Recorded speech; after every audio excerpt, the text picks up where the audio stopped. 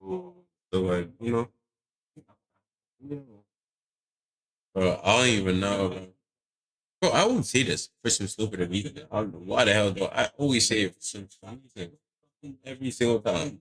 But like, anyways, yo, let's see some. Let me see some. Mm, mm, mm. Yeah, literally, I'm trying to, learn shit.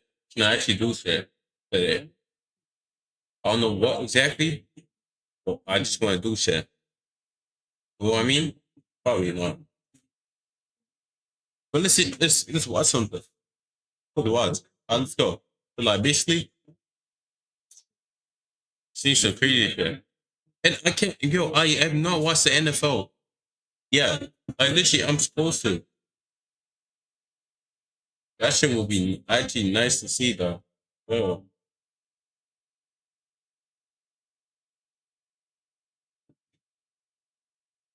anyways, yeah, let's see, let's get into it. Let's see, is racism worse outside of America? Damn right. Yes, thankfully, yes. Okay, in America, it's suppressed. That's the thing. People think about it. They think about it, but they don't say it. Out there, they're gonna give you like some. They're gonna give you weird ass looks. Meanwhile, you can see it. They can be right in front of you, and they're gonna be looking at you some weird way. It's the same a bit. It's kind of like I said, it's suppressed in America. Some people see it like that. Some people like face it, but like, and some people actually give you the weird looks right in your face, but like others, they only do it like after you left or some shit, something like that. But anyways, this year. I'm so sorry about that. But what? Did she say she's a nigger? Wait, did she say she's a nigger killer? What?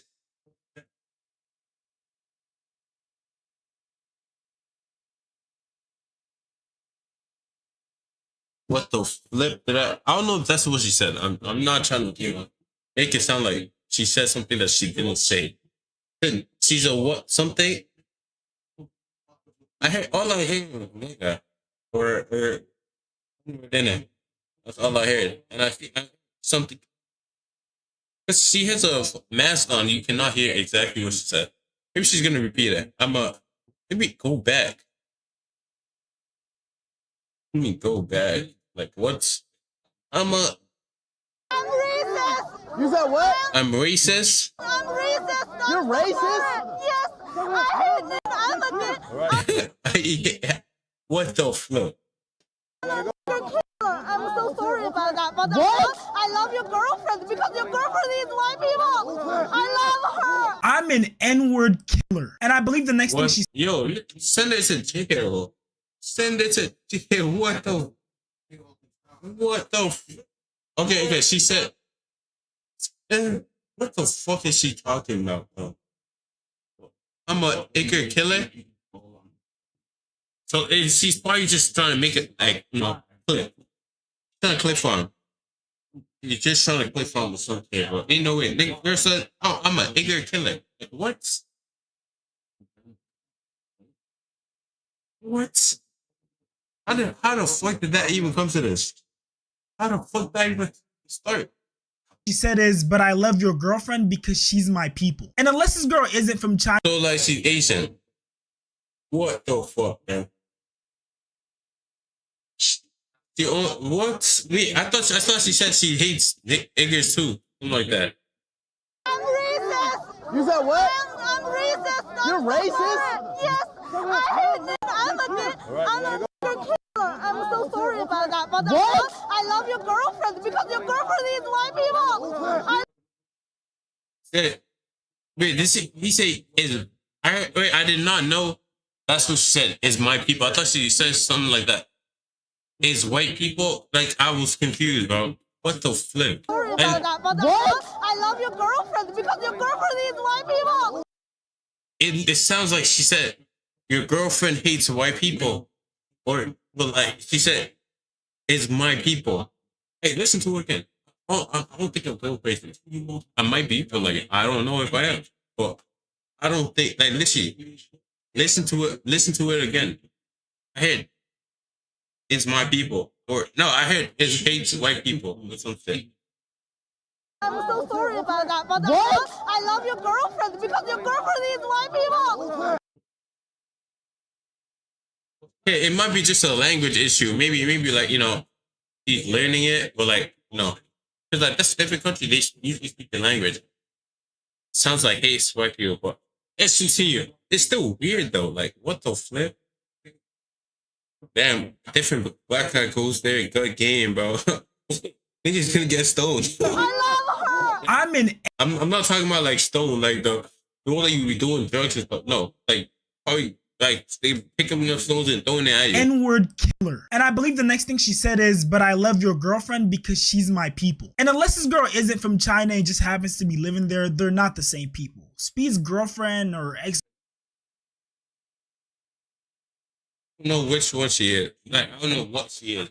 Girlfriend, I don't know because I don't keep up with content creator relationship statuses. Is loud. Wait. I don't think you understand what you're saying. Do you speak English? Yes, I am racist. What? And it's crazy because Speed still tried to give her the benefit of the doubt, but no, this was very intentional. She's obviously not an English speaker, so she probably had to search up those words. Flip Foreman, bro. And maybe she was on Google Translate, trying to translate it to Cliff Foreman. we even practice saying them. So she yeah, definitely, bro. definitely knew what she was saying. And these interactions just keep getting worse, more racist, and oddly enough, more creative. Smith, this is for you. What is this? It's a cotton. Smith, look. Cotton? Cotton. I never got gifted cotton. You got Lapidel? Flip? Why did you give me cotton? I thought that was a flip. I don't flip. Okay, no comment. W give, chat. It's my love. W give. Out of all the ways they could have used their creativity, and this is what they choose to do. And it gets worse. What is he about to do, bro? What?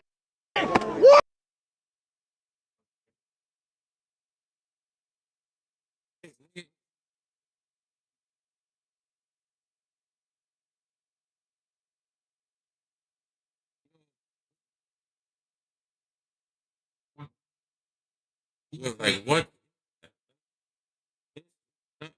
This is the emo version. Like, what the fuck? This is disrespect to the play doctor, bro. From the old times, the old days. Look at the math. And it's still. Okay, the fit is kind of, still tough. Still tough, though, the fit. What? You tell him bark? What? What? What? What? What the flip? What? Oh, what? Oh, brother, this guy stinks. If you're gonna be racist and try to sell it off, Make it funny. Yo, if it's funny, yes, yo. Okay, I'm gonna give you a dabble for it. Like, nice joke, oh. Like, and the shit, if it was funny, yeah, you can, yeah. Shit, it just sounds cringy. Oh, go word. Nigga had to repeat it like 7 times. Like, that does not make the joke funny. It does not make it funny. It does not make it funny. If like, listen, if you want to, pull out some racist shit, at least, pull it out, ooh, and make everyone laugh. Don't make it cringy. It has to be, on a certain time. Like, you have to time it right. The timing makes it, good. You can't just pull out, oh, who's gonna get arrested every single time? You're gonna get arrested. You're gonna get, like, bro, it's gonna get cringy, like, you're gonna get arrested and you're bored. Like, what's, make it funny. Like, make it fun. See, I'm giving you tips and everything. You want to pull out a racist joke, at least, put all the skill points in funniness. Boom. Just saying. Off as a joke, at least let the joke be funny. So if you don't know who IShowSpeed is, he's one of the top streamers in the world right now, and currently he's going on a world tour. He goes to different countries, interacts with the people, eats their food. How the fuck this? He's going on a world tour. He goes to different countries. I know the people. I get this whole. Look over. Interacts with the people, eats their food, not only to explore the world for himself, but to also show his largely American audience what it's like in other countries around the world. Brief intermission, y'all. We are sitting at 97K, bro. Make sure y'all sub up so we can hit 100K. Let's get it. And while you're at it, make sure to sub. Go halfway across the world thinking that he's gonna have a great experience traveling just to be called the N-word and to be called a monkey in like 3 different languages. Whether it's Europe, Asia, Latin America, racism is everywhere. Shoot, we even got racism in Africa. And just for some context, and I know it's crazy, but I've met too many people in my life who genuinely didn't know this. Although countries like Morocco and Egypt are in Africa, this is how the people look. Not everyone in Africa looks like me. I lived in Egypt for almost 8 years of my childhood, and this is exactly how the people look. But that being said, it's really sad to see that we got African on African racism just because of people's skin color. How long you are in Morocco? Oh, 2 years, 6 months. Okay, how is Morocco? You can tell that he got really emotional trying to answer that question because he probably had a lot of traumatic I was experience. thinking, yo, how do I make this? How do I make this country sound better than it is to me? You know, he's remembering the good times. Meanwhile, the bad times outweighs the good times. Well, he's just trying to think.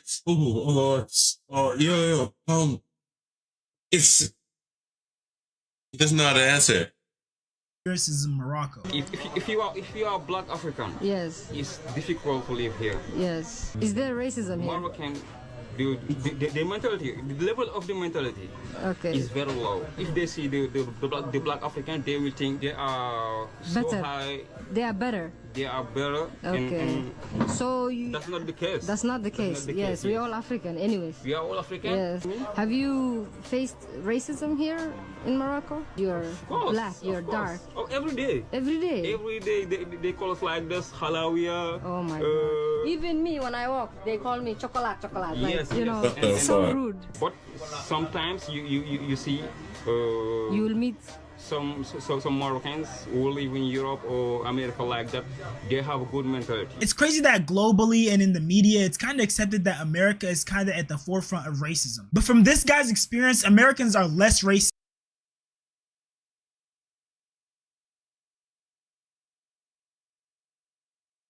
But everyone just hates America to the point they put America as the most racist. Meanwhile, everyone else is kind of worse. I can't even lie to you. Cause like it's kind of America is more mainstream. That's the thing. More mainstream. Everyone sees you, so everyone thinks you are. But like there are a lot of racist niggas in America still though.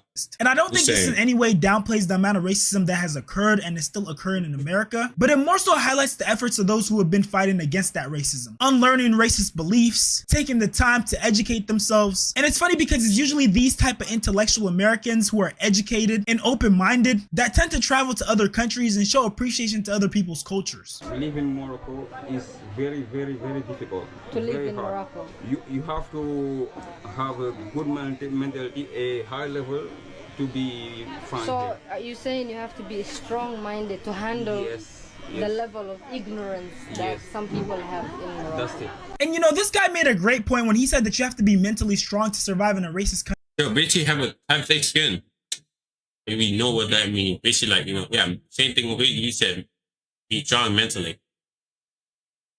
Well, Joe, you don't get mad at everything. Country like Morocco. And I agree, you do have to be mentally strong. But also another thing that I do personally is just view racists as intellectually incompetent people. Just like how you wouldn't take someone who has a mental illness seriously if they did something offensive, it's the same way I feel about racist people. Because this is genuinely a deep-seated belief for me. Anyone who's racist is just mentally incompetent. And you gotta start treating these people as such. Because if you really think about it, examine it, you know, take a step back, racism is funny. It's hilarious. So you mean to tell me that you're so angry, so furious that you're almost foaming at the mouth because I'm a couple shades darker than you due to something called melanin. Like, it has you so angry that you want to go to war with me? You want to take my life? If aliens existed and they examined the human race, I know for a fact that they would deem racists as like the bottom of the barrel, least intellectual group out of the whole human race. I know they would be up there in their spaceships looking down like, hold on, are they serious? You mean to tell me this one hates that one and thinks they're superior and smarter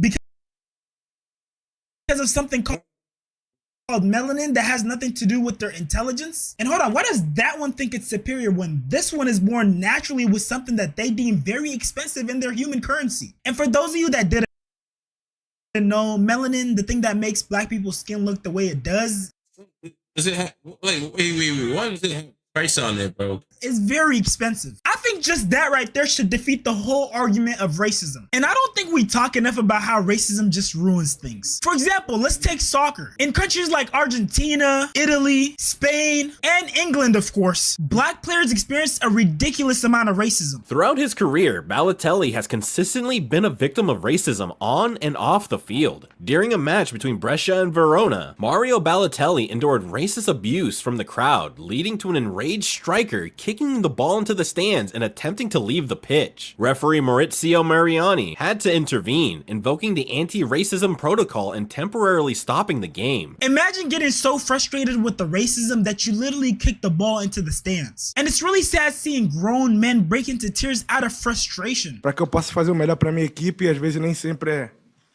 é possível, então eu tenho que me concentrar muito todos os dias.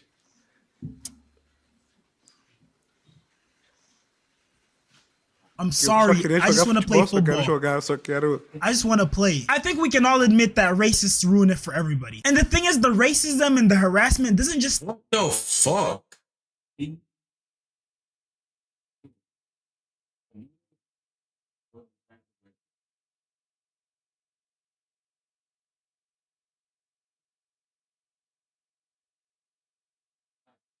The heck?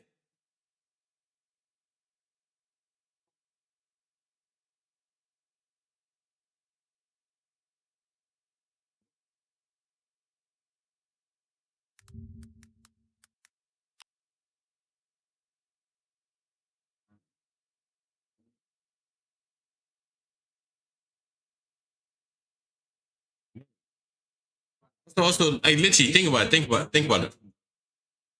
He said this clown cost us the what's it called? The match. The same clown costs more than you.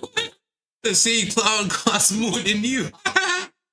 Fuck, what was this? What's this thing?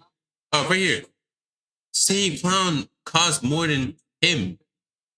Just saying, bro. Just saying. But this nigga is probably worth millions still. Millions, even though he quote unquote cost the game, still costs millions. This nigga costs less than that. Crazy. He can buy him and make him a slave or some shit, bro. In his basement or some shit. But let's see.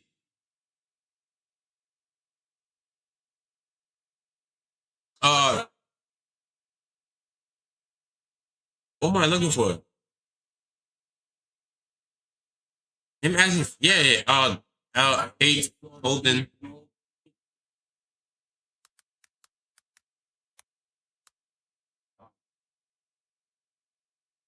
I'm trying to actually see.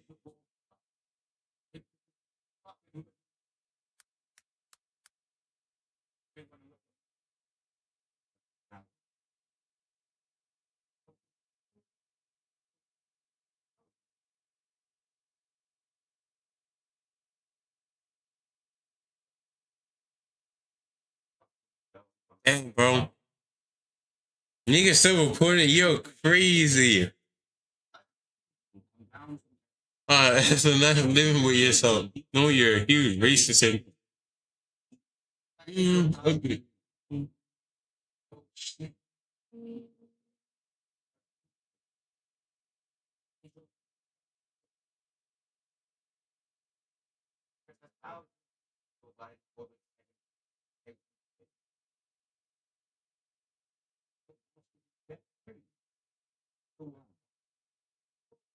Bro. People can say, "Oh my god, it's not that deep. It's not that deep. Oh, yo, I'm black, and you know, he's allowed to say that. Like, nigga, shut your bitch ass up, bro." Stay in the stadium either. People do things like this to players. Someone made this racist art of a soccer player named Saka. This clown cost us the league. Look, when it comes to sports, you win some, you lose some, and that's just the way it goes. But it's your job to make sure that you're a good sport about it. And remember how I said racism ruins things for everybody? There's so much racism that happens in soccer that there's literally an anti-racism protocol. A set of procedures designed to address and counteract racist behavior during matches. The 3-step protocol: stop the game, suspend the game, abandon the game. There have literally been home teams who have lost games because their crowd couldn't stop being racist, couldn't stop harassing the players. And actually, my bad, I might have misled you guys a little bit. I know I've been focusing on the crowd and I haven't given the players the attention they deserve, because the players might just be worse. And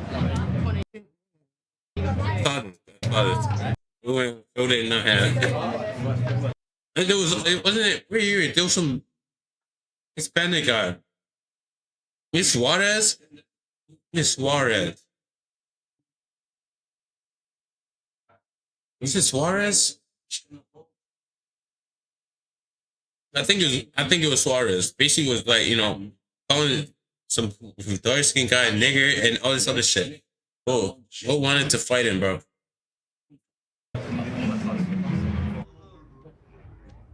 He went for a shoulder. I don't know what. I don't know what people actually get from doing it. Like, what? Oh, so look, nigga, look at his hand. Oh, we'll look at his hand. Oh, I don't like that shit. Yo, like, what the fuck? It's a, oh yeah, you can, but no, this thing where, grab his shoulder, like, calm him down. Like, what's, like, what was the point of that? Just the hand is there. You shake one hand, other one there. Like, no comment. Acting like you don't see this kid having his hand dead in front of you is insane. Oh, he literally looked at it. There for like 2 seconds. And then turning around and greeting the kid you already greeted again. Now you're just intentionally trying to break this little kid's heart. When it comes to your competitors, you know, the other players, okay, maybe you have like the teeniest atom of an argument, and that's me being generous, that in the heat of the moment you said something that you didn't mean. But doing this to kids, like, leave the little kids out of this foolishness, bruh. That little kid is probably gonna remember that for the rest of his life. And if there was any chance that he was gonna forget, it's gone now because this clip has gone so viral. But on a separate note though, let's go back to IShowSpeed. The great thing about him live streaming the people in these countries treating him like this, Who the fuck do that? or like this, or like this. You know what this is? Yes, an orange. Say on the camera. Someone said, he wants banana, something like that. It's an orange. He wants banana. No shit. Yeah, I saw the clip before. Or like this. You are not half black. You know, we Balkans, we have the N-word pass. Do you know why? Why? Because the word slave comes from the word Slavic, which is our nation, our people. Or this. Speak Chinese, you're a And this.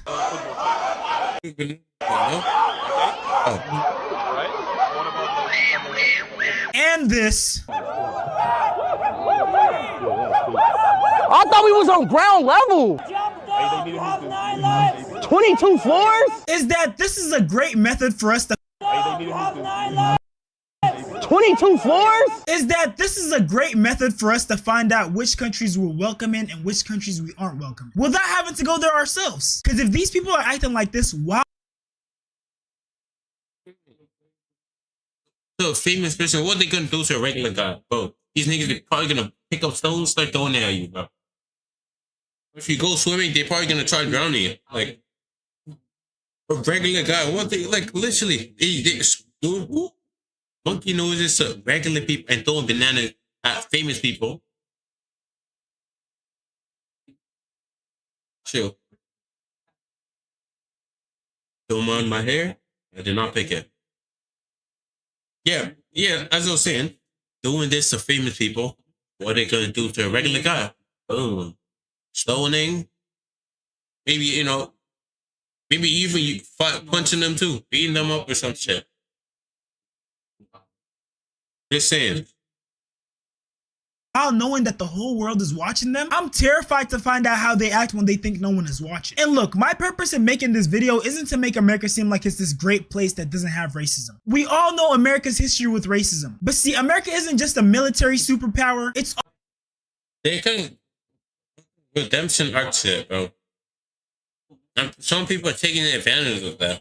also the world's culture superpower. Did America start recent racism and slavery? No, those slave ships from the transatlantic slave trade went to a lot of locations. But America definitely amplified racism and exported it to the rest of the world. With its anti-black stereotypes and all the things they show in their movies that promote racism. This propaganda that black is bad and white is good has taken over the world. It doesn't matter.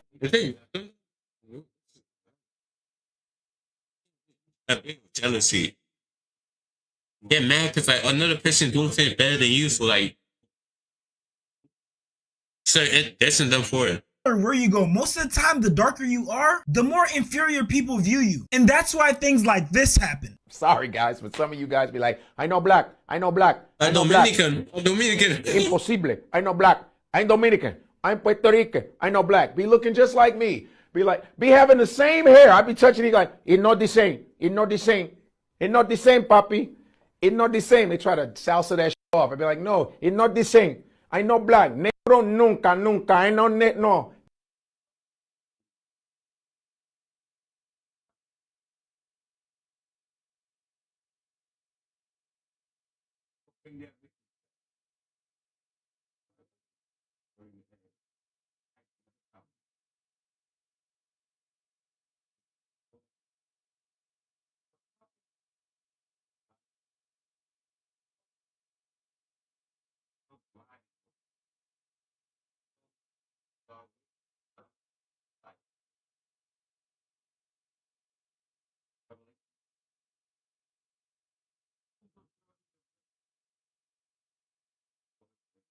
No, nunca. I know black. I'm like, no, you black. No, no, no.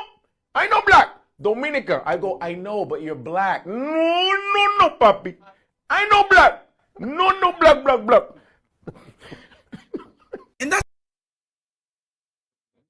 also the reason why things like the skin bleaching industry are thriving. I personally have a couple homies and a bunch of aunties who over the years have been getting lighter thriving. I personally What the niggas bleaching his skin? Doesn't that fuck up your comment?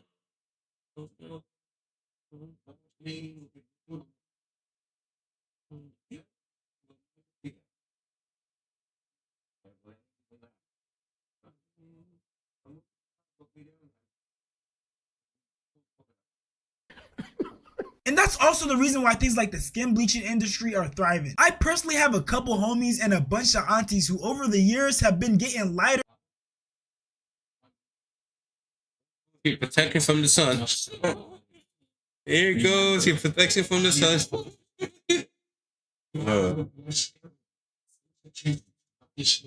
Damn. So now, so like they did all that. Now they can't stay in the sun for long. Going to the beach. No, have a higher chance of getting like skin cancer. So it's not, I'm just saying it's kind of depends. If you don't go out, you're good. You stay inside, chill. Like maybe like don't go to beaches a lot.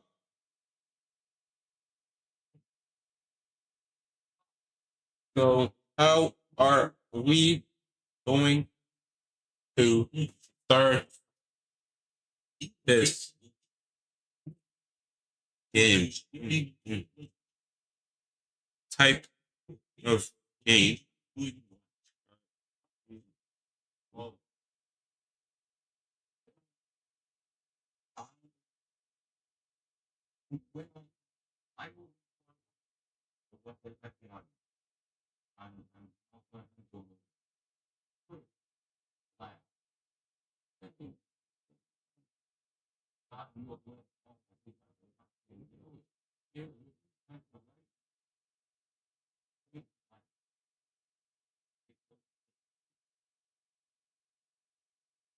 What?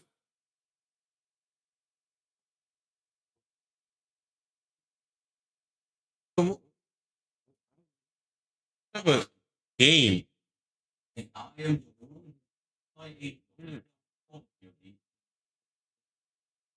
And lighter, and they swear up and down that they're not bleaching, but it's so easy to tell that they are because they do such a poor job.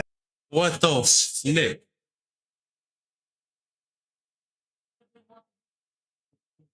What the flip? Some parts of the face white, the fingers, some parts are white. Like what? At it, because what do you mean your face, your chest, and parts of your arm are brown skin, and then the rest of your body is darker, bro. your fingertips are dark skin? How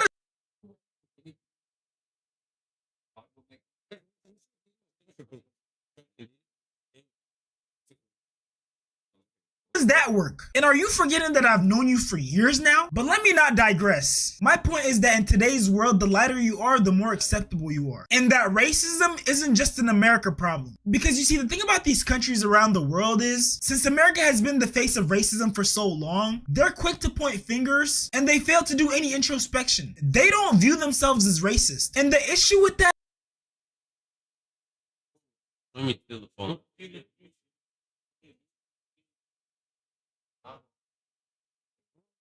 Gonna be caring about shoes. They all brainwashed.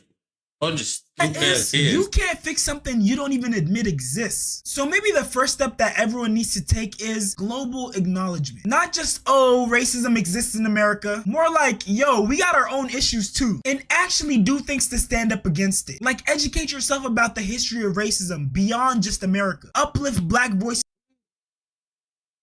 Like slave trades though, allegedly. It did. My history teacher Loki told me about it. Arab niggas were selling slaves too, and they probably still do it until recently. But like still, yeah. Just saying.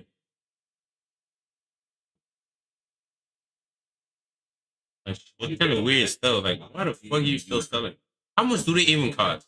Probably a lot. Like, I would assume a lot. Maybe like, actually no, maybe like a couple. Like 30K or some shit. I don't know how much a slave costs, bro. Now, like it's probably still going on, but secretly. Same way, like let's say Diddy parties and other things with secret. Slaves are probably still getting sold. Their organs are probably getting harvested by someone. I don't know. Whatever. Allegedly, it is what it is. But anyways, watching a different video, bro. This shit was actually tough. But ain't no way, God actually, that's like, yo, actually throwing banana at like a celebrity. That they idolize. They literally idolize them. And they throwing banana at them. Like what? Yo. But let's see, let me get. But I don't even, like this shit. I mean, yo, I heard some shit. It was basically talking about like how the WNBA, like, because they keep throwing dildos on the floor. They keep throwing dildos every single time. Throwing it. Ooh. Like, people are doing it random. There was green one. Now there's purple one. Like, guys are bored. These guys are bored. And people are betting on it. What color comes next? The train is already started. And it's this basically the WNBA tradition now. Which color dildo is gonna be next on the floor?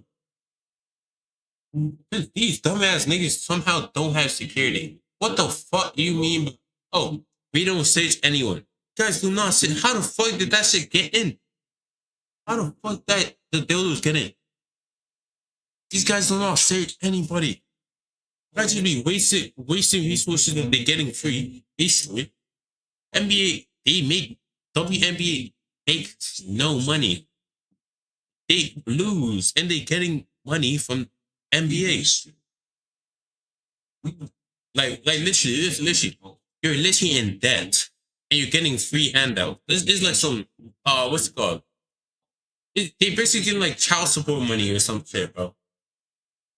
Like, let's say billionaire is paying child support. That's how much they're getting. Child support money. This is child support money for them.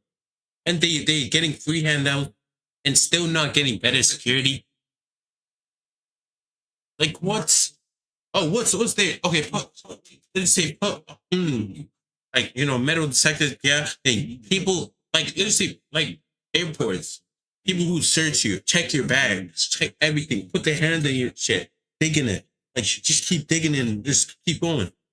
And like I wouldn't say strip search. That's kind of weird. No, really. Somewhat. Why the fuck would they want every nigga to just take their clothes off to see it? This some pervert shit. I know some of the guards don't like that, but like we don't talk about it. But like, no, yeah. Like literally, they can easily just boom, just search everyone, check the bags before everyone goes in. Check like hidden compartments. I think that's the word. I don't know if that's the word. Hit like hidden area to keep things so people don't sneak like extra shit in there, and boom, that will solve all the issue. It's gonna be hard for someone to get dildo in there. Boom. But no, these dumbass niggas do not do that. Or maybe they don't. The guard are just incompetent. I'm finding a chick. But who knows? Who knows? Let's just watch it, bro. A couple days ago, people. Who's up? Purple dildo stone. This is the green one. And also, one of the I mentioned one of the ladies said that she would there's another one she'd bounce on it. So good thing there was another. I'm joking. Yeah, joking. WNBA on which team is going to win? Question mark.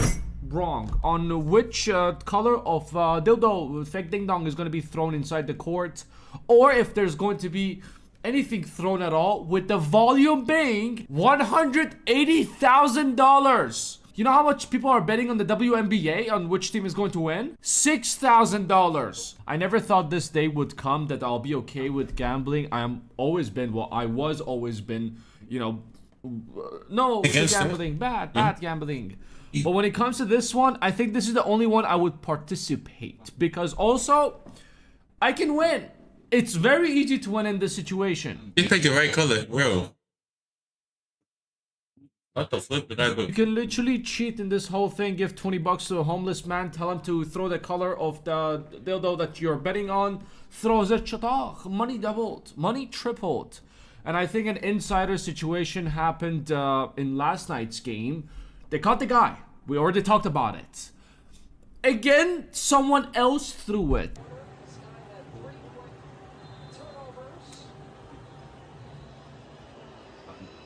Big start in the third quarter. This guy had 3 quick turnovers. Purple.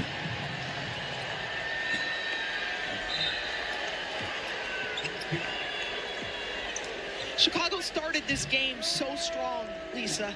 Remember, they started out on that 12-3 run. So the audience started booing because they're tired of the dildo outlaws, the bandits out there just throwing shit, and they just want to watch the game.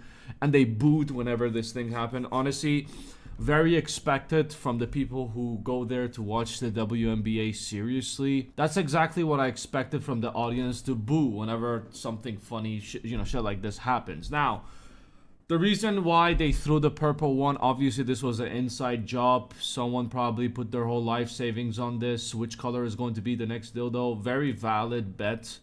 And very valid to put your whole life saving on this whole thing as well. And either himself decided to risk his freedom by throwing it on the court, or he paid someone to do it. Now the police department also released today the 5th attempter to throw another purple one in, but he got caught by the scanner. It worked the 1st, 2nd, 3rd, and 4th time, but the 5th guy, they What the fuck am I looking at? Yo. Hey.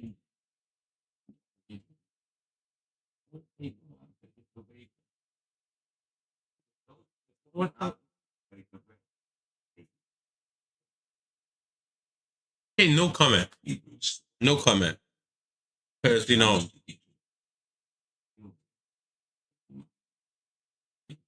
like, First off, how the fuck you fit that in? No comment. I'm just curious, how the fuck you fit that in the, like, how you even gonna get that out? It will hurt. It's digging in. I don't even want to think about it. I do not want to think about it. Putting your fingers in there, digging it. Or does another person have to dig in there for you? Probably going to the bathroom, and trying to take it out. That would hurt. That would hurt. They managed to find out how they're sneaking the dildos in by sneaking in the damn fucking English, left the chat in it in. Now the WNBA also responded to this. We're gonna get to this in a second. But what I want to talk about is this guy apparently was not the first guy getting arrested. He was the second one. Lopez in the picture, he was 18 years old. He's the one who got arrested, but he comes after a Georgia man, Delbert Carver, 23 years old, was charged with disorderly conduct, public indecency, indecent exposure, and criminal trespassing for his actions at 2 Atlanta Dream games. He was arrested by throwing, again, another dildo. I guess it was the first 2 green ones. The third one, Brother Lopez was continuing his legacy. Now, the 23-year-old was released from jail on Sunday, according to the public records. However, the WNBA responded by saying the safety and well-being of everyone in our arenas is a top priority for our league. Now, call me a donkey, but I think a basketball hitting someone in the face is more deadlier than a 6-inch green cucumba. The embarrassment is obviously going to be more, because if my guy friend gets hit with a green dildo in his face, that shit is going in the history books in our friend group. I will never let it go. As a matter of fact, I'll start making TikTok edits out of it. Ding, ding, ding. Shut up. In the face, tell it to his mom, show the edits to his mom and dad as well. We're all gonna laugh together while he's sitting at the side, still having the green dildo print on his face. The WNBA arena security also said that anyone who intentionally throws any objects will face 1-year ban. Okay, I think... Who gives a fuck about that shit, bro? Bro, I might have to too. Yo, JDR, hit me up. I'm joking. Who gives a fuck about? Like, nigga, you can watch that shit online. WNBA if you're bored. Who the fuck actually watch the WNBA game? No hate, but even women don't even watch that shit. Okay, no, some of them, most of them don't watch that shit. It's kind of boring. No hate. I'm not even trying to hate. It's kind of boring. I think they can live with that if they make like $20,000 from a betting thing that they have going on. In addition, they will also be arrested and prosecuted. Well, the first guy got released. It's not mentioned if it's bail or bond, but I don't think you'll be in a lot of trouble unless you hit someone in the face. Then it's up to the people if they want to press charges or not. Also, Chicago police told ESPN that the department has no record of any calling to make a complaint. Well, a lot of people were booing. I don't know if they passed the vibe check or they're thinking about if it's worth their time to... I mean, if it's worth their time to go watch the WNBA, I think they would start making complaints and press charges if it hits them in any parts. If it hits them, they have the right. Meaning it's unlikely any arrest will be made in this case. Sky Center Elizabeth Williams told reporters on Friday that it's super disrespectful. I don't really get the point of it. It's really immature. Whoever is doing it needs to grow up. Elizabeth, we're not Yo, just imagine, what if I get a friend to bet, let's say put like 80K. No, yeah, bet 80K.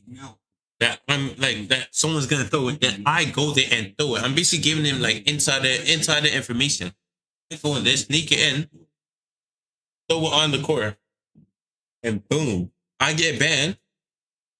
He maybe gets double the 80K or whatever, maybe a triple, double, 100x. The odds of that is low, but like still. This is 2x there. I take like, this is, I think like, okay, let's say I would say 90K, probably more, 100K. Then he gets the rest. That'd be good, no? That'd be so fun. This is not a casual meme that we're trolling on the internet and people are trolling in real life. It's not giving us ha-has in our bellies. This is serious stuff. There's money on the line. John probably has his whole life savings, his house mortgage, his kids' college tuition on the line. It all depends on what's the next color of the dildo. He bets on purple. If it turns out to be green again, shut off. His kid's not going to college. Do you think that's funny? Now the commissioner of WNBA, Kathy Gilbert, said, quote unquote, I've been in business for almost 40 years and unfortunately the encounter actions are absolutely unacceptable. These people are trading their temporary fame for criminal charges. We have already detained 2 individuals. They have been charged with criminal offenses. And to me, it makes no sense why they would do this. I don't think Kathy knows about the betting. Again, some very serious money is on the line. Volume of $180,000. We don't know if on other betting apps how much. Probably more. Definitely more. There's gonna be one next time.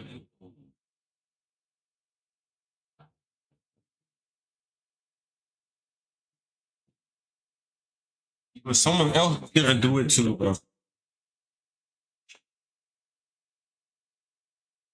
Six figures. Maybe there's even millions of dollars people are betting. Bro, like bet you, bro. Shit is serious, Kathy. I hope this stops once people realize that if you want a criminal charge on your record, go ahead. Honestly, I think if you explain this to your employer that you threw a dildo in WNBA, I think it'll be even better for your resume once they ask you, hey, what is this charge you have on your record? But throwing anything, especially items like these, can be very dangerous. So don't do it. Now the dildo bandits, thankfully, are very considerate. They're using the average 6-inch dildo size. It won't talk you out of your consciousness. It will just, hit you with embarrassment. That's about it. If you go for like 6 to 9 inches, you might suffer concussion. But if they decide to actually take it to the next level, if they weren't actually thinking with their heads, then if they went for like 9 to 12 inches or 13 inches, then in that case, I say they all need to be arrested. Whoever threw that shit needs to be arrested and charged with attempted murder or murder in this case, if it's actually hit someone. Anyways, that was the latest on the WNBA dildo situation. Your report. That was low key. I'm not doing that. I don't know. Kinda. Yes, one of the ladies said she was banned on it though. Yo, I'm joking, but I swear I saw. Maybe that was edited. Who knows?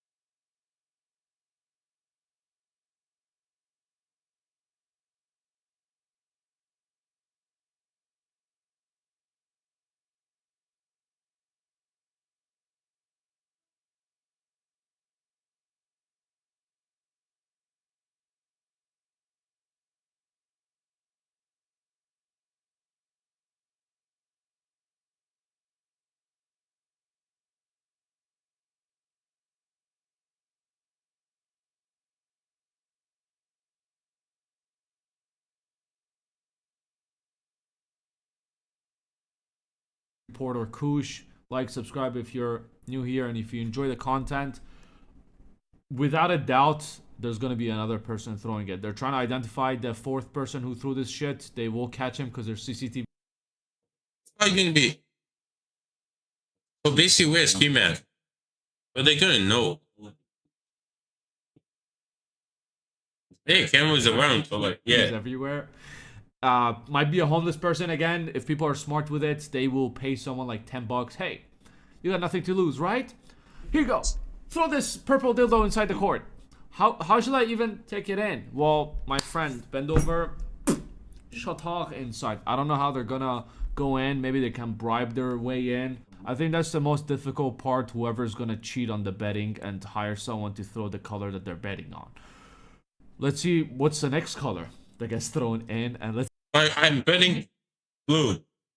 It can be blue or black, cause like black, if you wear a coat, it's gonna be hard to see it with it too.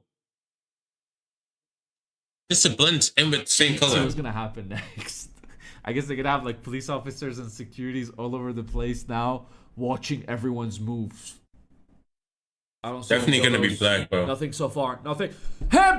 Black dildo. If that's what's coming next.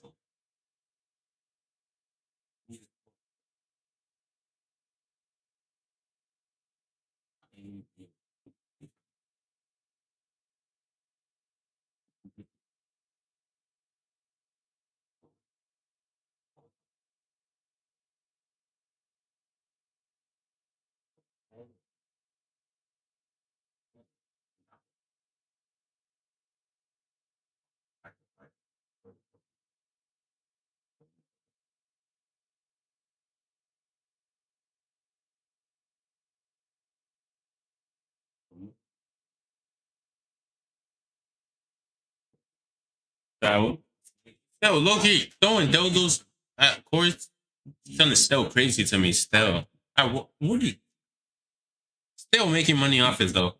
You can't hate the game. I mean, no sense, but like still, we don't talk about it. I mean, it did make sense a little bit, just a little.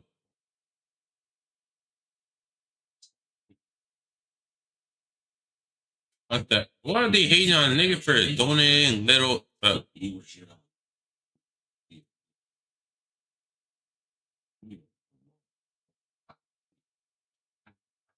Hating so.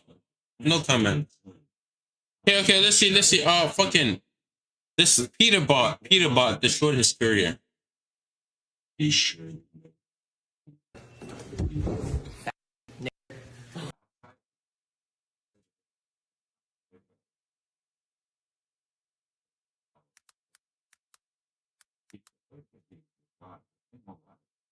What the fuck?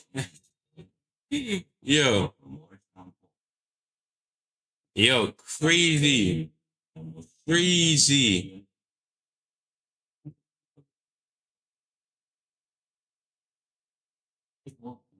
I'm good, thank you, bro. Stop being gay, bro.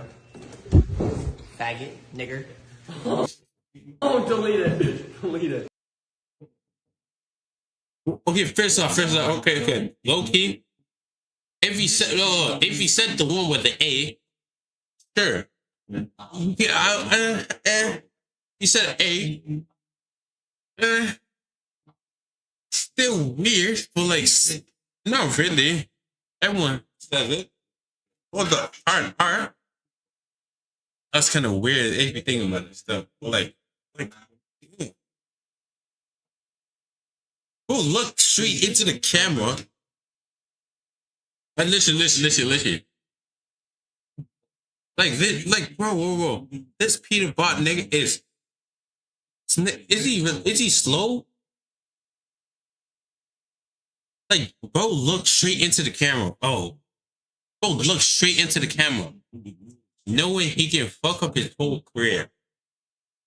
Bro, like, listen. Peter Bot, this guy is an idiot. Looking straight into the camera. It's like me going like this. Oh. Whatever he said. Look straight into the camera and said it, knowing that could fuck up everything. Why the fuck you do it and still say the word? Walk, staring at the camera. You see the camera looking at you. Oh, shit. Oh, change. Oh, but I could have thought, oh, let me just say it. He turned it up. You could have easily said that. Oh, you're boom. Sees the camera recording and says it. Like, this is some dumb shit, bro. That is on some stupid ass timing. This is dumb as fuck, bro. Oh, what are you thinking? What was he thinking? And he was like, quote unquote, the best in what's it called Fortnite, something like that. Something around that line. But like, what? What? That's crazy. That is crazy. It's some stupid ass shit, bro. Oh, delete it. One of the best. And he looked at his friend. Oh, delete it. One of the. Yo, this, and he looked at his friend for help. Oh. Yeah. Bro. Yo, this shit funny. This shit is funny. Shoot, bro. Wait, let me get my.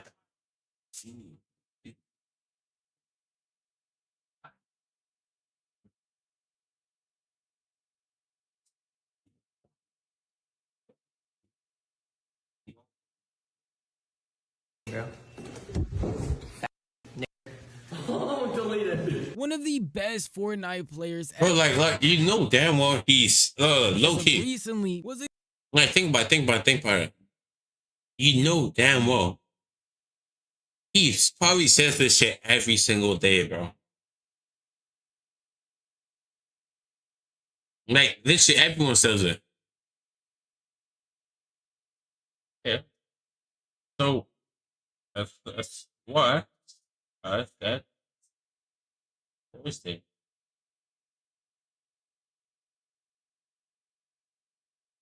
You're welcome. Yeah. This shit, yeah, like I said, you know damn well he said it like every single day, every single day out of the week. Oh. No.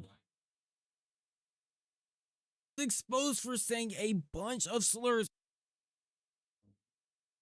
on video and seemingly having no remorse about the situation. That player was known.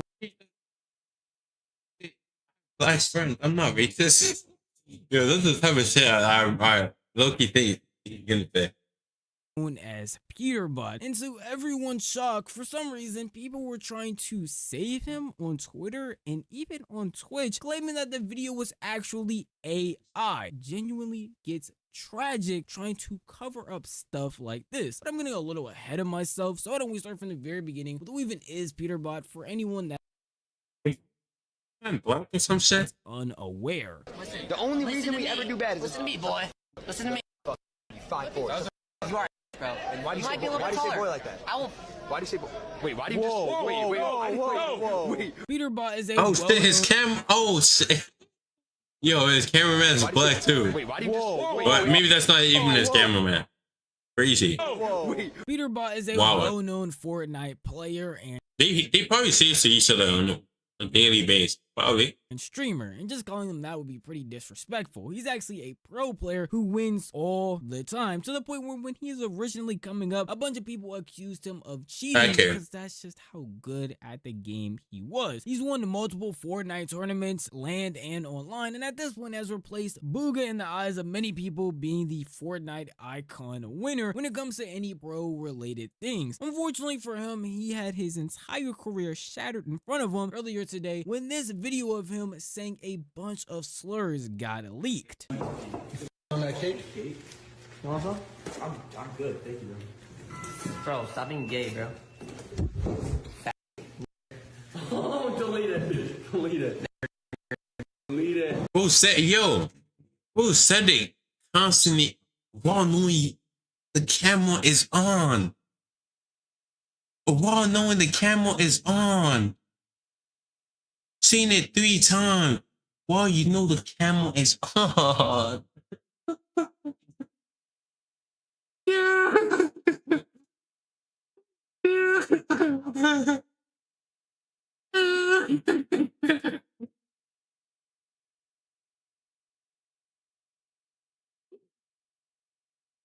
Yeah, well, like, yeah, basically, like, this is still the dumbest shit. You know the camera is on, and he still decides to say it three more times. Like the camera did not hear him the first time. Like the cameraman did not hear him the first time. Says it 3 more times. Egger. Cameraman is black too, bro. Yo, crazy. Like, what was he thinking? Getting caught saying the hard R and the F slur. And I can't even say it's getting caught. He sees the camera. It's right in front of him and is very much aware of what he's doing and what he's saying. And let me stop anybody that might run to the comment section or their first thought be, he's young, he just made a mistake. While this video was genuinely old, it's a year and a half ago, and that's only a year. A year is not a long. Hey, nigga, you can't change in a year. You're still doing your regular old shit. He probably says it a lot. Alright. He probably says it a lot still. Long time, along with the fact he spammed the hard R about 7 times. That's not a mistake. So when a lot of people saw this, you know there was outrage everywhere. To the point where people started going into his past and digging up old clips, being like, Peterbot has always been like this, and this just exposed what we all knew. Brad. Here, brother. I got some bananas for you. Look at this too. How would you like this, brother? Thank you, man.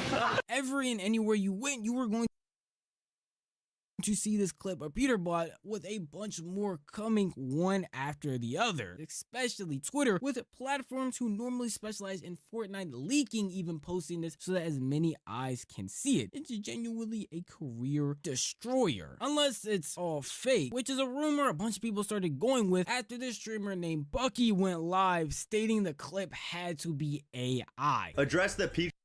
That's like obviously AI. I feel like it's obviously AI, bro. That's AI, bro. Okay, thank God. Yo, I thought, bro, for a second, I thought I was about to go live and people were about to believe that.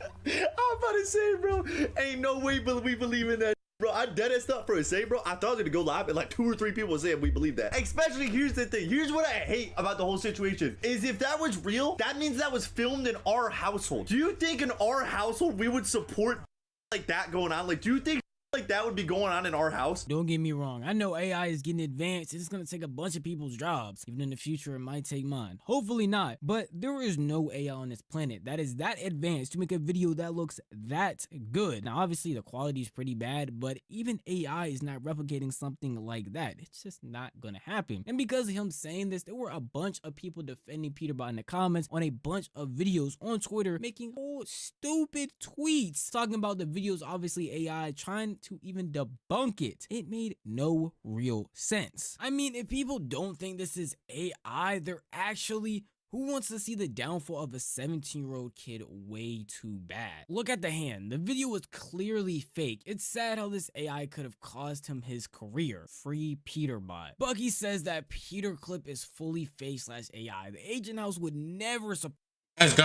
These guys probably hearing it's AI on TikTok or some shit. A random guy. They just started going with it.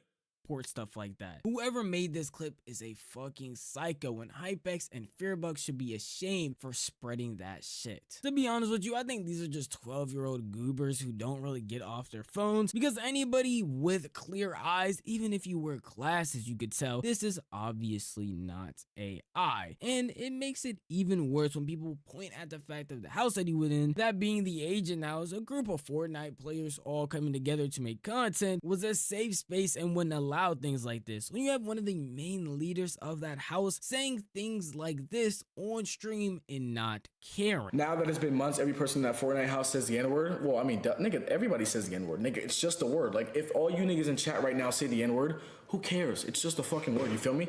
Like, we don't gotta fucking, like, the word, it's a fucking word for a reason. Why can't we say the word? Bro, it's not like, bro, it's not saying that I just... Why did you want to drop Scented? Just wanted to figure out what the fuck he was doing. He was quitting competitive and he was taking the vlogs for a test and it was working, so I was like, okay, we can be honest, was it because it's history or past or no? You think I care about him saying the N-word? No. Oh God, it had nothing to do with that? No, because I'm not gonna lie to you, like, I deadass don't really like He's a changed man. It doesn't even matter. Yeah. That literally does not matter. It's okay. I'm for real. It doesn't matter. It's just a fucking word. So when you already have a history of making racial jokes, you're around people who say things like this and are accepting people who say the N-word even if they're not black, and you can clearly see that this video isn't AI. It's hard for Peterbot to make any real statement that doesn't take full accountability. Yeah. And the shit with AI. I ain't fact checking, bro. Yeah, actually check it first.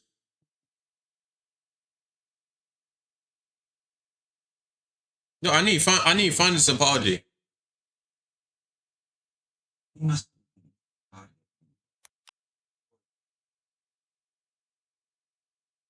No, I need to find this apology. I need to actually see if it's real.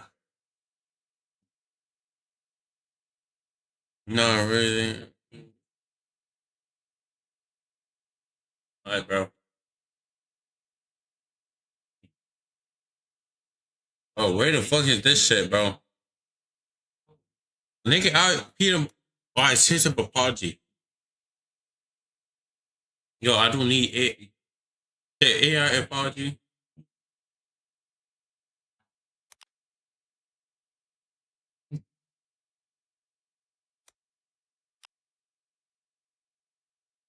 Bro, I'm trying. Yeah, I'm just gonna have to scroll. A video surface. It's even there. I apologize. Okay, let's see if it's actually. Yes, it's like 100% AI, but AI. Okay, I'm gonna use GPT-0, bro. Not 0 GPT.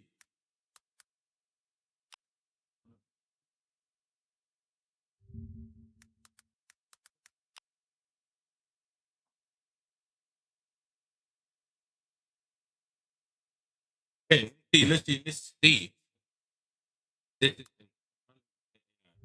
Boom. Drum rolls.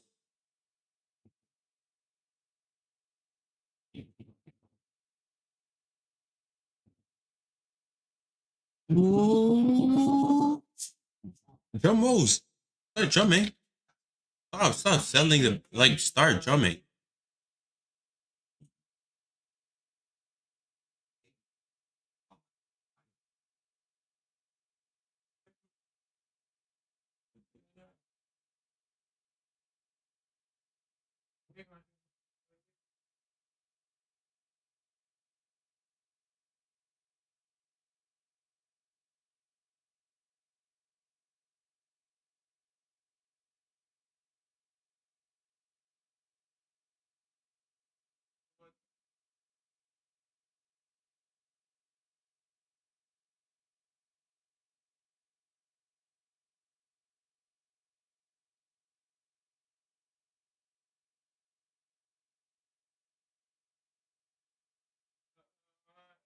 Bro.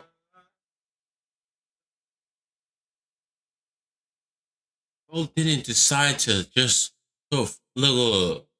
Bro did not decide. Bro, he could literally paraphrase that. He could have paraphrased that. Bro, do you know how easy this is? Oh, humanize it. Bro, this nigga stupid. He think nobody is going to check it. Literally. Bro, it's not hard to just do this. Paste it in here. Bro, I cannot. I copied it. So the fuck?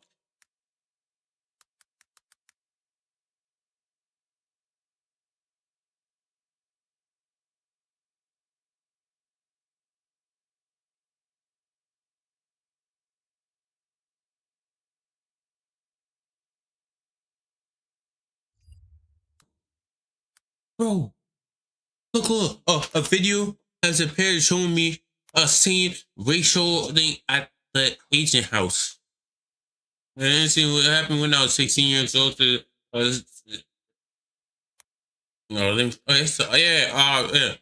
circumstance where that I was in an influential environment of the curse of others. It's not excuse my words, but as context, understand the situation that did happen. I know that I was wrong. I know what I know that was the wrong thing to say, and I know that those words are very damaging and hurtful. I take full responsibility for saying it, no matter my age and pressures. Like, nigga, who the fuck forced you to say that? Say maggots with an F, And who pressured you to say the hard R? He could have said A. I'm saying you could say A. Said A. I know like people who have said it before. They're literally not these niggas are weird, but like still, it's tolerable. Nigga said he ER. Crazy. Well, yeah. Who could it pair for you? Look, this. I'm just saying. I'm just showing you. I'm giving him tips. What the? Okay. We don't talk about it. Yo, this. What the fuck? Paraphrase it again, bro. Who could have just done that? Boom. Yeah, I need. Ain't no.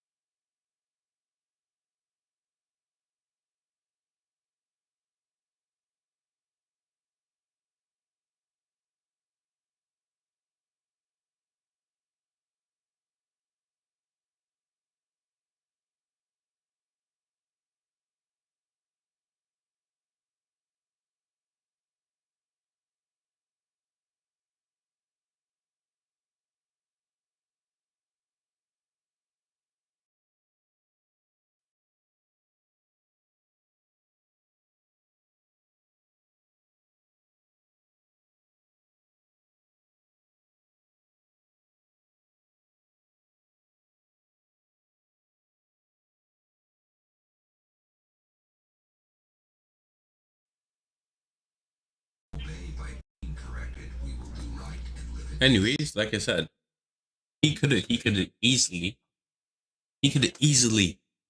humanize it or paraphrase it. Think it there, just put it in Chat GPT. Oh my god, Chat GPT. I put it in Chat GPT. Left it there. Plain. Like plain.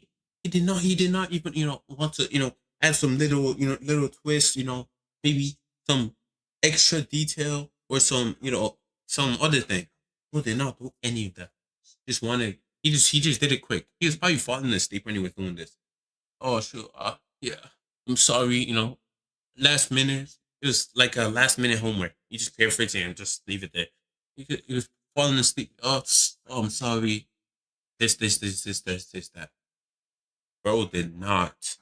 He does not give a fuck about what he. This is not genuine. So it is what it is, though. Like what?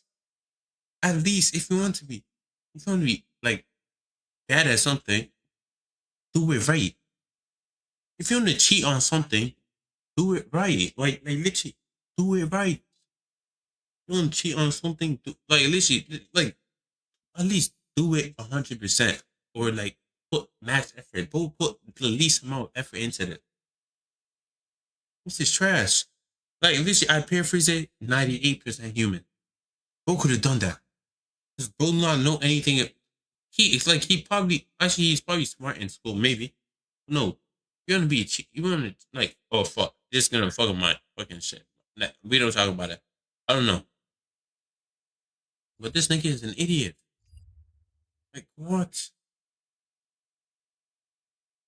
No comment, bro. Yo. Oh my days.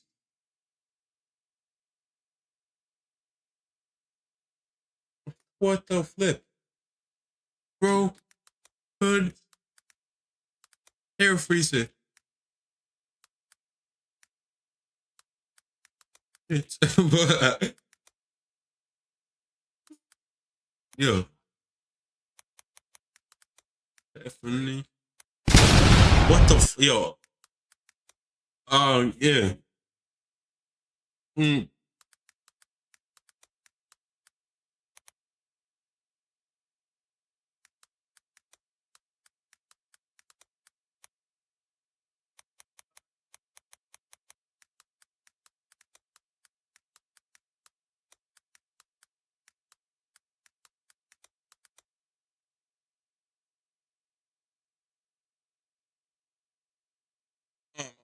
Damn, I'm liking my own shit, bro. It's some weird nigga shit, but like it is what it is. Breaking news: the new hey nigga, talk. And yeah, I'm just saying, yeah. Like, could at least. At least. You cannot say this is a mistake after ripping multiple slurs around 7 or Who said it 3 more times? Just for good luck.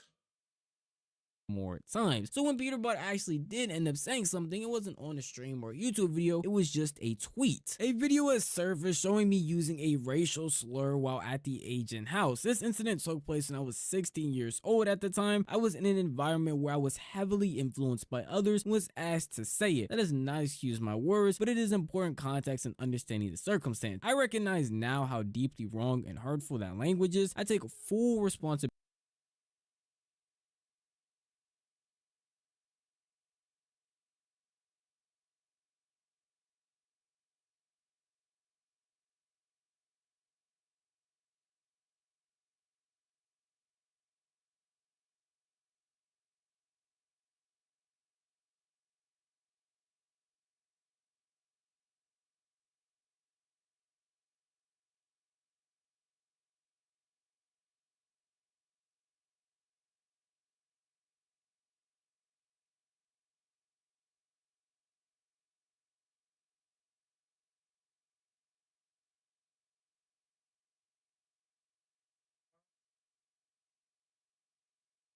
Listen.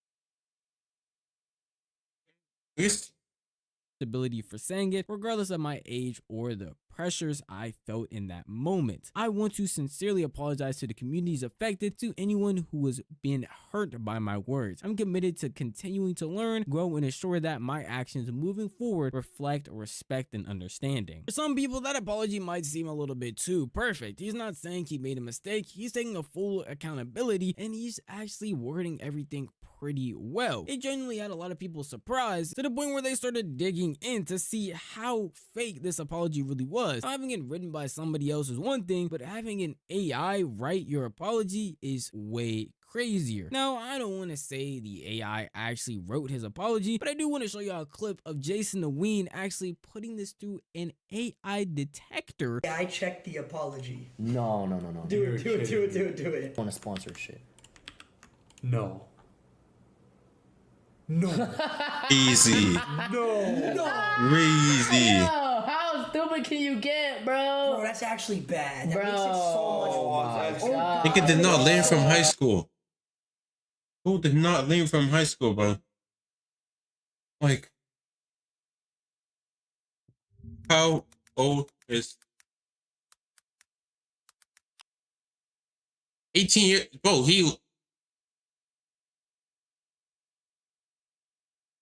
damn, bro. I could have low-key been, if I ever played Fortnite, I could have low-key been like a Fortnite pro, bro. I've never played Fortnite. I played it only one time. Damn, that could have been me, bro. Crazy. I'm joking. I don't play Fortnite, bro. I played it only one time, like I said. Worse, bro. Bro, I mean, bro, look at Peterbot. You know he ripping that shit probably right now, man. Bro, there, bro. like, yo, on a daily basis. Morning, night. Bro, he was. Hey, he's probably fucking cussing the fuck out of his lunch right now, like the same shit he just No, did. he's probably like, he's probably fucking raging. To give him the smallest bit of bail, those AI detectors are not 100% correct. But I've even ran it through an AI detector and seen other people do it through other websites, and most of the time it comes back with at least a bit of AI. So just take that. People 100. Will. Unfortunately for Fearbot, I don't think this is going to be a career ender, but it definitely will be a detriment. A lot of people will definitely bring this moving up like ninja, bro. Unfortunately, moving like ninja. For us as a society, that's just going to fizzle away. If he just doesn't stream for a bit, unless it's if he will go about it as if nothing happened. And a bunch of people, again, with the AI stuff, will find some way to defend this and defend him when he's not even defending himself. If he's gonna take full accountability, people who are his fans or anybody that supports him should do the same thing and realize what he did was bad, what he did was not a mistake, because he himself didn't even say it was a mistake, and just take accountability, knowing that even if you did like the guy, he did something terrible and you just have to accept that. But at the end of the day, that's just how I feel. If you want to tell me how you feel, the best place to do would be the comment section down below. This video was unfortunately over, and if you did enjoy this video, maybe consider giving it a like, and if you enjoy content like this, then maybe consider subscribing, because I post like this every single week. I never miss out on a single upload. If you hit that bell icon, because you'll be notified the millisecond a video goes live. That's enough for me. I'll see you guys in the next one. Peace out. Bro, stop being gay, bro.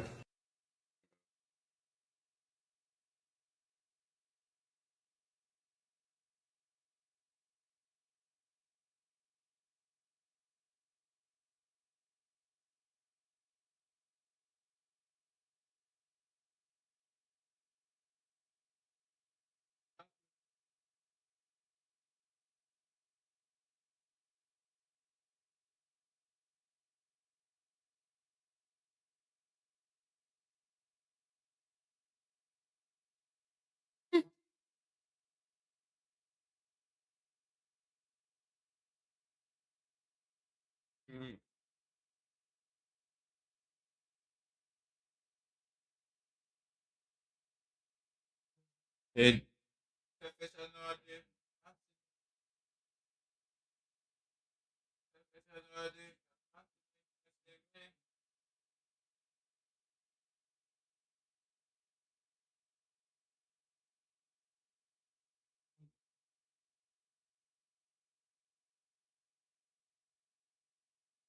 what the flip? Oh, no comment. No comment.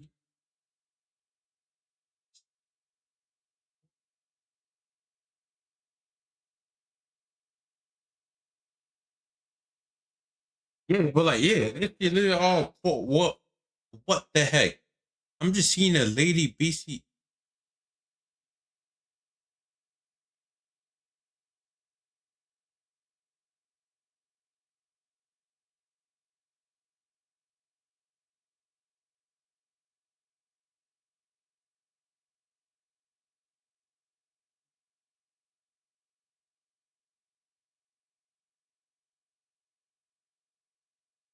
Some lady BC sitting on a no con. We don't talk. What the fuck did I look at? Oh shit! I already watched this shit, yo. But like, I still think it's dumb as fuck. Like, literally, looking straight into the camera. That's like me looking straight and saying, "Oh, some racist shit." Like, what? Like, yo, calm down. What? I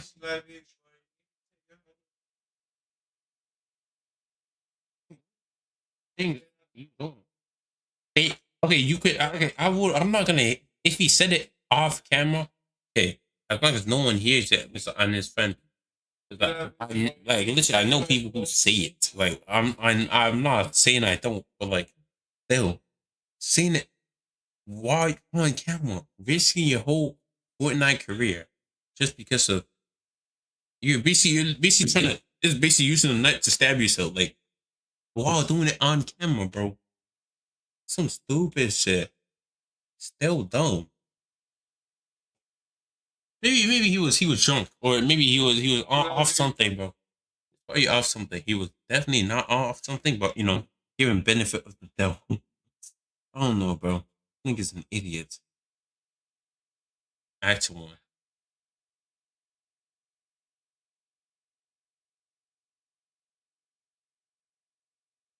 And it ain't just for me, I tell them no. Oh, why the hell do I?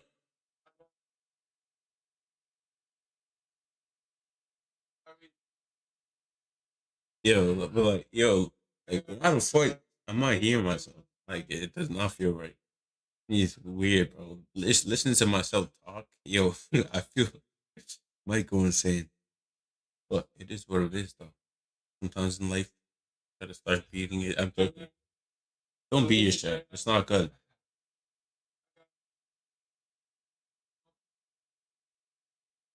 Let's see another one. Markiplier situation is So, sad. Don't tell me he's fucking with an AI, bro. Don't tell me he broke. No, wait. No, like literally. Don't tell me he's literally like trying to. Okay, okay. Looking at this image, what do I think is happening? Either he broke up with like his girl, or maybe he doesn't have one, and he has an AI girlfriend just by looking at this photo and him putting the AI right next to him, or either he's basically making AI videos now, like fucking what's his name? Jelly's friend, Robocop. Or he's using the AI things to like edit his videos. Or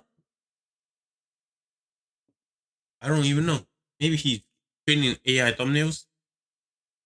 Just saying, it's one of the three. Definitely one of the three. Are trying to quote unquote cancel and are trying to turn on Markiplier because he's funding some research that is looking into the possibility of AI helping the human race. Let that sink in. A creator from YouTube. Oh. What's bad about that? Using AI to aid the human race? See, humans, they low-key just scared of the uncertainty. Uncertainty of what happens next in the future. Uncertainty that something's going to go wrong in the process of people doing it. Boom. Fucking up everything. Or just, I don't know. Beloved creator, by the way, who's never really had any big things that don't look normal. That's what everyone just...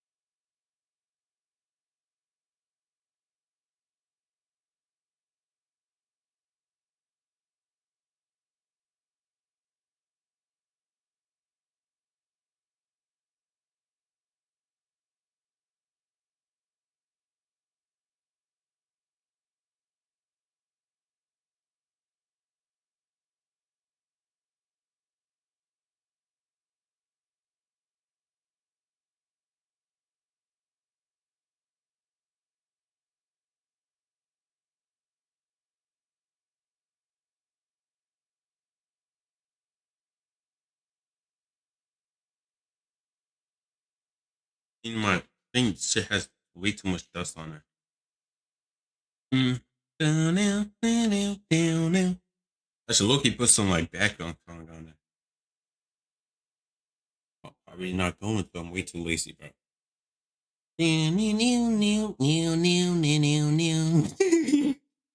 Yo, gonna sit here looking at me as I clean. Does this feel weird? I don't know. Looking at me as I clean my whole shit. It's not even dirty. I mean, that dirty. My shit's just a regular fucking thing. Oh. It's not even that dirty. It just has a little dust on it. I'm taking that shit off. So, what do you think? Regular flipping. I said I was not supposed to be swearing. Why the hell am I like Like, what am I doing there?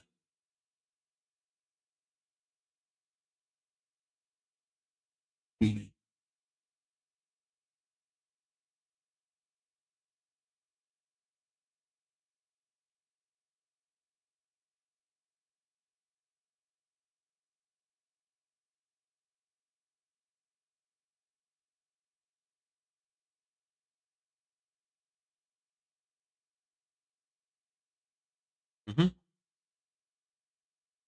My dust on it is I should get myself like some dust protector or some shit.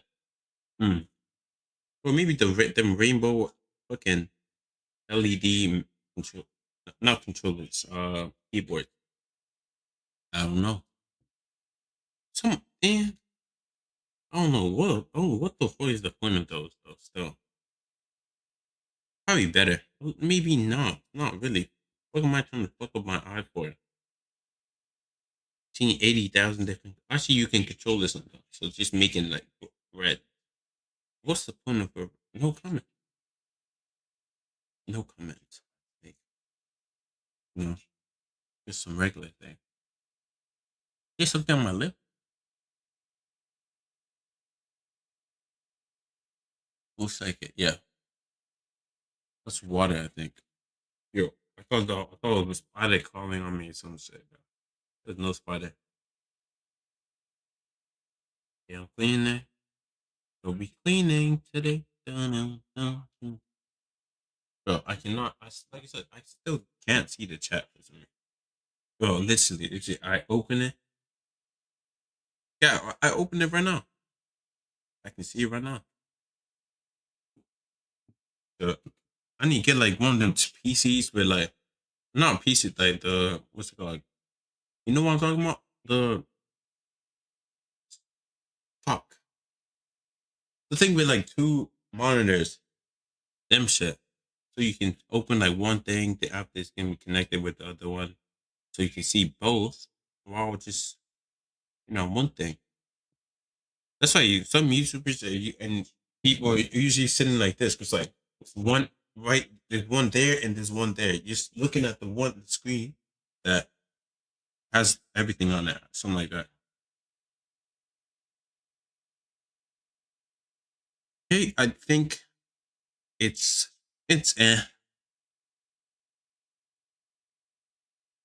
shit is gonna be, yeah, I cleaned it. It's actually better. Less dust on it. At least. Kinda better. Boom. Okay, I'm low-key done. I'm done cleaning. Drama on him. He's never really did anything bad, right? As far as I can tell, his public It's usually all playing games. This shit is actually tough. Him and Corey Kenshin. It was like 2 bears with 1 stone. Like 2. Oh, never mind.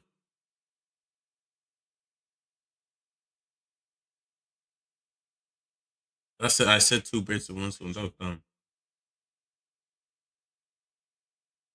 image is pretty squeaky clean. Guy hasn't really done anything bad or egregious online. Never really got into any drama like the rest of us. And somehow, because he's now trying to, look into technology, which can either go incredibly well or incredibly bad for the human race, but is trying to fund projects that allow AI to increase the overall well-being of human beings in need. Now, I know a lot of people are against AI because they believe that it's all bad, and many creators on this platform have different takes and opinions on where AI will lead us down the road. I genuinely believe that we do need regulations and strict laws against. But yo, just watch, bro. You know all those guys who be making like things like AI hating videos. Not AI hate, but like, oh shoot, clanker, like flankers on TikTok. Flankers like, oh stupid clanker, dumbass clanker, like them AI videos. Just imagine the AI like this. Like one day AI becomes like sentient. Oh shoot. I'm going to take over the world. Like all some like prank shit from like Teenage Mutant Ninja Turtle. Oh, I'm going to take over the world. Like those ones. Or it becomes like Terminator and shit. Boom. All those guys are caught from the start. Yo, like literally, I was thinking about making a TikTok video. It's basically like literally, I think it would be tough. Like basically like Okay, basically, I'm gonna stay under like a table, and it's gonna be dark as shit. See, I know I'm throwing out my idea out there. I don't give a fuck. You can use it. You can recreate it. After, it's 2073 or some shit. Then after, all the people on TikTok who made TikToks about clankers and shit, and boom, they're gonna be hiding under the table, which I'm gonna be like someone who made it. Then after, it can be like me getting grabbed and pulled. And the guy has a kid right next to him, and the kid looks he looks at the kid like that. After he gets grabbed, boom, boom. Then after all you hear is robotic noise, go boom, boom, boom, boom, like stomping noise, but like just see like pressure plates just going boom, boom, boom, boom, boom, on some shit like that. Then after everything goes black. That would be funny though. Yo, it would be funny, but like I don't know. You can steal the idea. I don't give a fuck. You get like thousands of views. See, I'm sharing with the community. I can care less. But anyways, let's continue seeing this AI in certain facets of our economy, industries, social lives, etc. But listen, guys, the technology is here to stay. Artificial intelligence is a part of humanity now. Just like technology increases and it advances over the years. Many movies and TV shows. You know them deepfakes though? It's gonna be more though. People are gonna be. They're gonna make me say some crazy.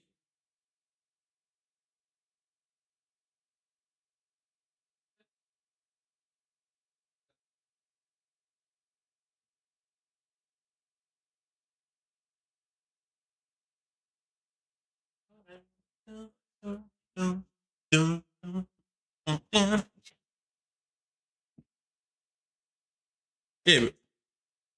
Anyways, shows have talked about this. I didn't think it was going to come this quick, but it is here to stay. And the technology. Oh, literally.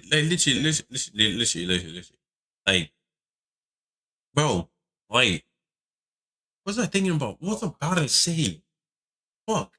Oh my days. What's it? Like, you know the feeling like when you think like something you want to say, but you somehow forget it exactly when you want to say it. Like, bro, that shit pissing me out, bro.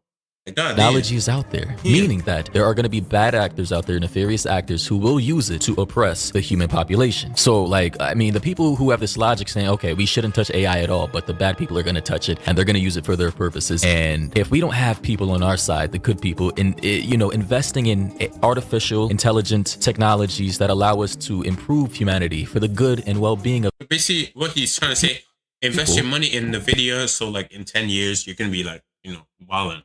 Gonna be like 80 I wouldn't say 80 million if it like 10x's maybe depending on how much you put in, but like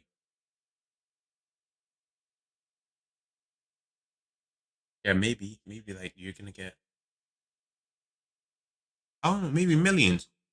If you put like 100K and then 10x's, you're a million, but who knows.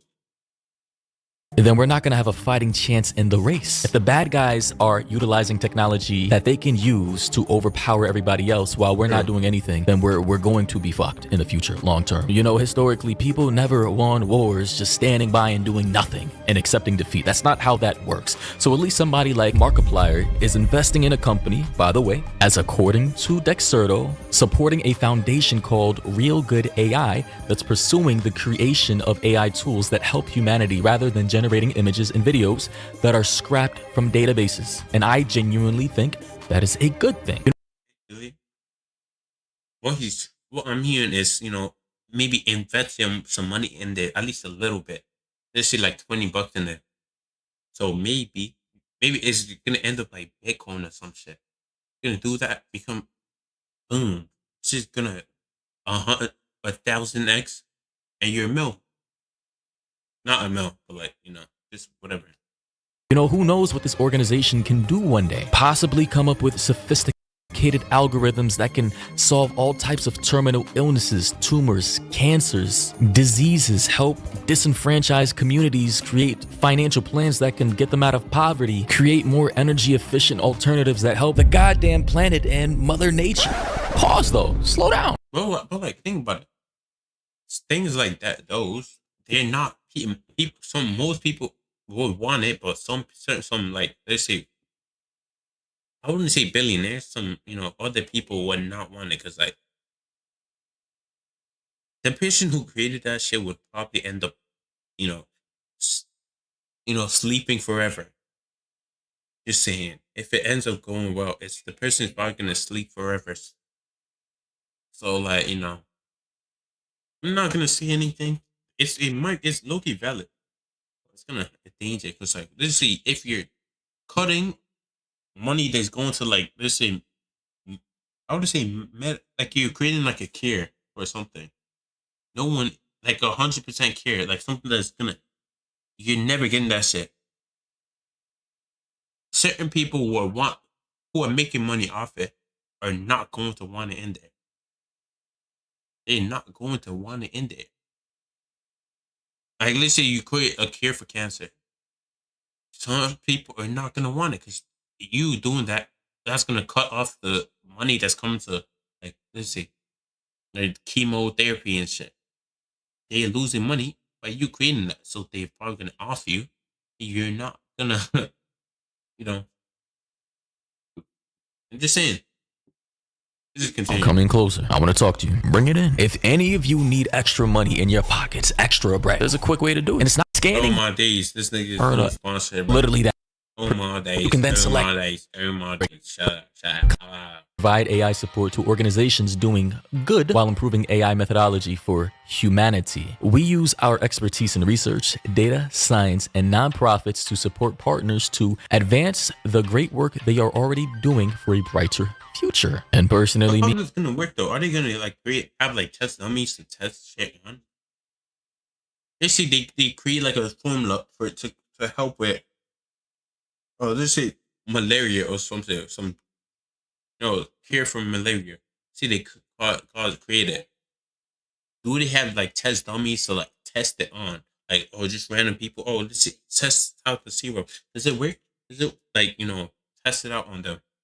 I don't see a problem with that. They also say that we choose the name Real Good AI for 3 reasons. Or they will test it on monkeys because like, that's what they usually test it on for testing on humans. The future needs AI that can empower without doing damage. We need AI that is real in that it is reliable and interpretable with knowledge of what it does and does not know. We need AI to use its power for good. AI should be a tool that enhances the lives and creativity of humans. Research is a serious business, but that doesn't mean we can't all have fun while we do it. We hope you will have fun with us. So literally, if that's what the project he's investing in is all about, I don't see the problem, honestly. Obviously, any organization out there can lie and put up a front and say, this is what we're really doing, and then down the line switch up. But I mean, I would hope Markiplier is vetted, the organization met with the people who run the organization.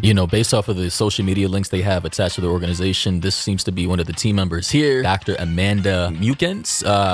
She's an executive director, data scientist who's a part of the organization, talking about why she thinks this may be important for humanity, especially with competing nefarious actors who are using the technology to basically have monopolies over the world. I mean, guys, listen, this is an AI arms race, all right? So we have to fight, obviously. We know that in the future, if we allow nefarious actors, maniacal people who are only profit-driven, we can quickly dive into a dystopian future like Cyberpunk 77. We can quickly head into a future like the Minority Report, where they try to arrest you before you even commit a crime based off of their AI algorithms.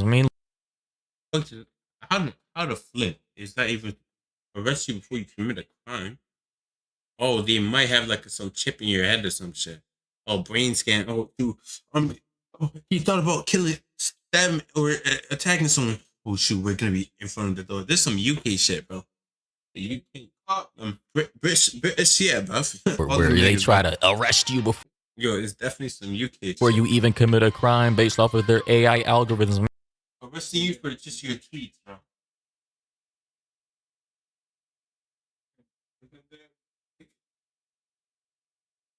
That's some shit. The UK is gonna start doing in like 10, 20 years. I mean, look at what YouTube is doing now and all these other platforms trying to force people to submit ID based off of like the fuck this. What's the point of this? Forcing you to literally put your ID on just to watch a video. just to use like fuck is the point of that? What am I getting? 10,000? Like what? This is not Tinder or some other. Okay. The only I would say. What's that guy who basically like whacks his butthole and shoulder? That guy, yes, people should have to use the ID to watch only his. Like what the fuck? Niggas showing ass. This she raw ass on this she on YouTube. And YouTube still doesn't ban him or censor or even fucking blur the image. He did not blur it. If their algorithms believe you're under 18, and I mean, it's already here, and we have to fight back, which Markiplier is trying to do to actually prevent AI taking over and oppressing human rights and our ability for freedom of speech. And we know. I don't really I'm looking gonna fucking ban this stupid ass bot. Oh my days, bro. You're banned. Oh my days, bro. Actually say everything that we've already seen in the past movies, TV shows, even now. But here's what Markiplier has to say about all this controversy and people just blindly hating him because he's now investing in an AI company that's actually trying to do good for humanity. That's what I started this at. Is like, we're all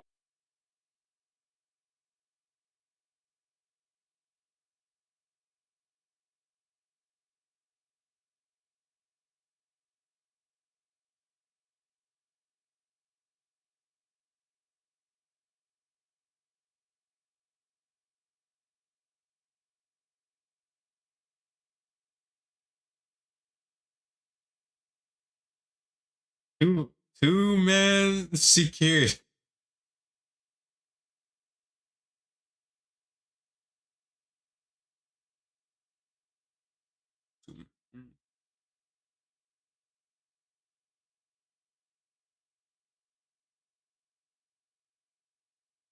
Oh my, yo, is that a spider?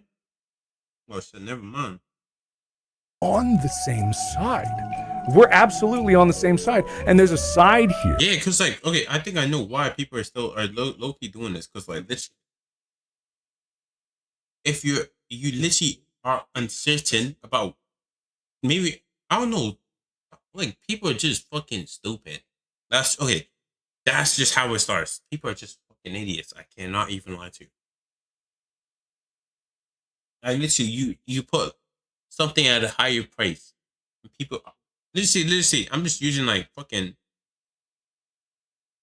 like, fuck, I don't even know what I'm trying to say. I'm trying to go use like fucking Apple, or well, I'm gonna look like an Apple hater, bro.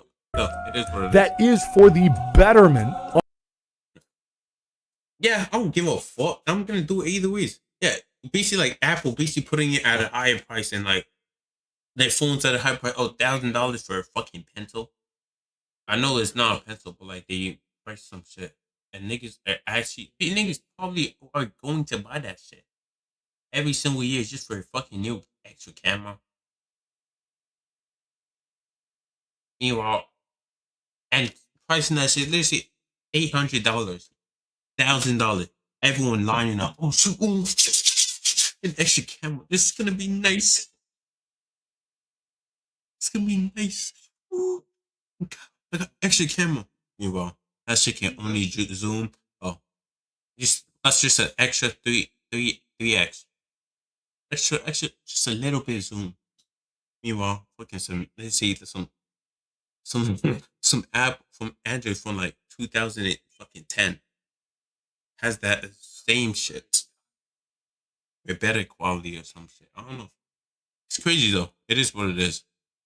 Of this in the first place. So I personally am doing nothing besides paying for the foundation.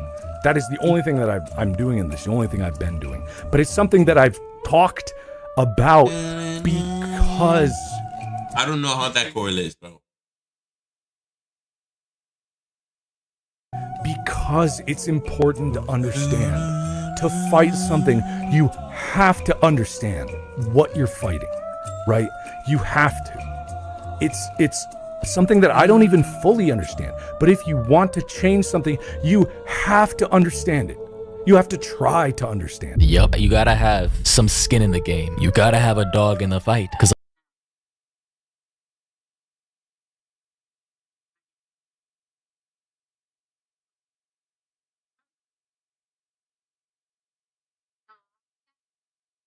Okay. Fucking stupid. Clanker. a lot of people just seem to believe that if we allow AI to be controlled by opposition or people who don't care about people like humanity or the planet or nature, and we just allow them to control and have a monopoly over that technology, that everything will be all right. Like, no. I'm here to tell you that is not how the future will be played out if we do nothing. Now, obviously, I still have my stance. I'm not going to be using AI in my content. Other creators, they still use AI for their thumbnails and all that. I'm going to stay away from it. That's just me. In the creative space, I think we need to kind of keep AI out of it. I want natural, human beings to be making art for the foreseeable future. But when it comes to medical technologies, space travel, infrastructural planning, logistics and all that, AI is here to stay, and it can help people if we use it the right way. Like, guys, we got to start using our thinking caps here and just start taking off the tinfoil hats and thinking everything is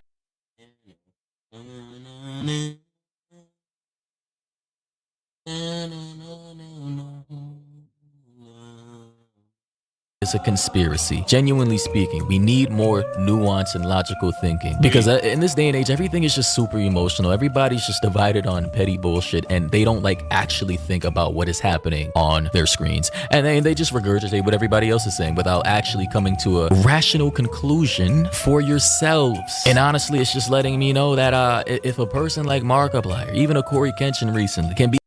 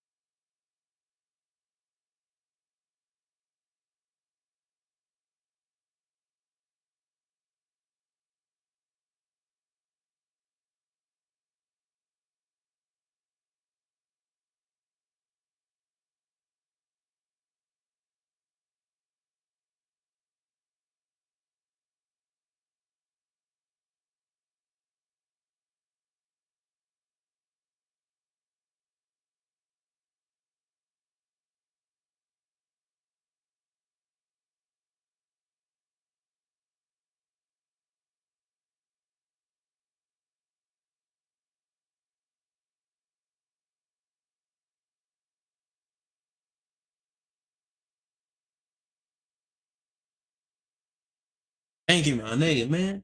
Be canceled for the dumbest shit possible, then there's no hope for me. Bro, I don't know why the fuck Corey Kenshin was getting canceled for that.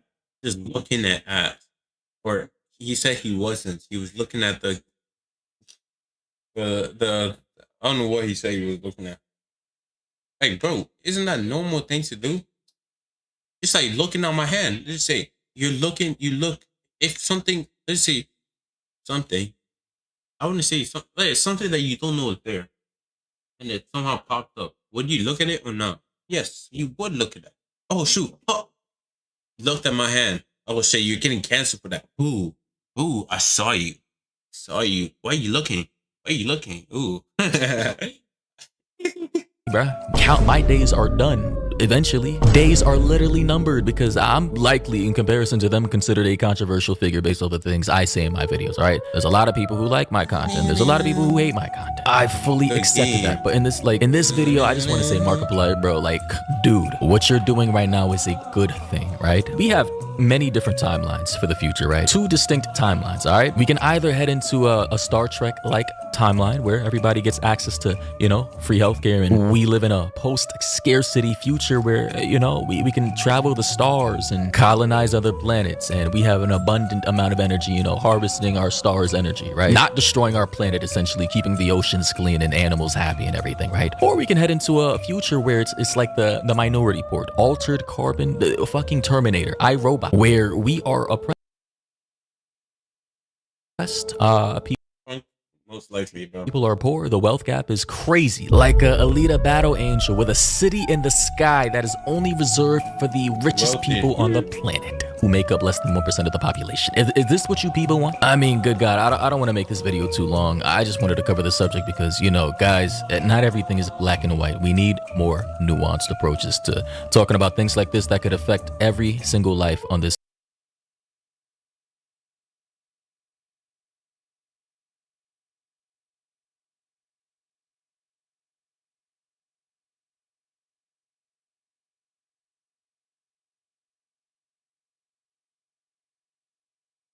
planet, literally every single life on this planet. Let me know your thoughts and opinions down below. What do you think about this Markiplier, quote unquote, being canceled, or people turning on him? The most dumb shit that I've seen all day today. In fact, all week, maybe all month. Anyway, thoughts, opinions down below. Like, comment, you already know what to do. Turn on notifications if you don't already have them already. And until next time, everybody, stay safe out there.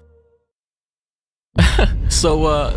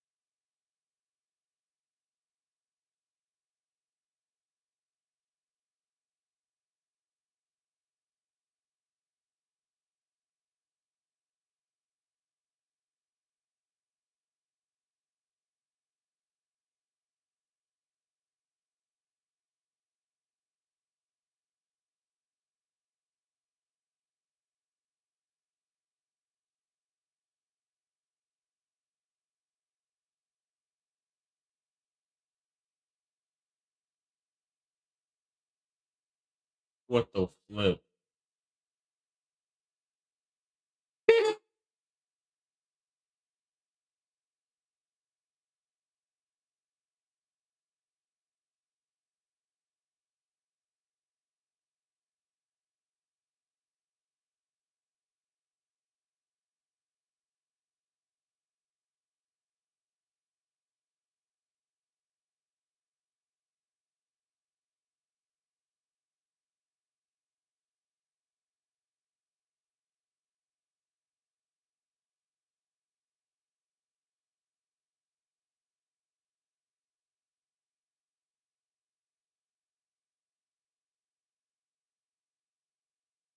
Oh, I'm reading the comments, bro. No. Yeah, no. What? Someone in front of you, I guess.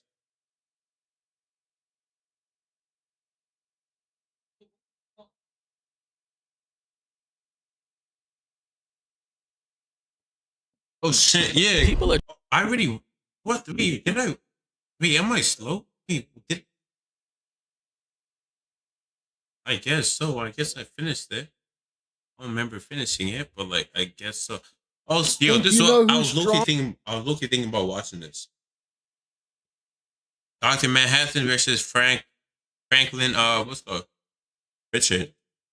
Who the fuck is Frank Richard? I don't fucking know. I do not know. Think I know you know Dr. who's Manhattan. stronger? I read the Watchmen book. What the flip?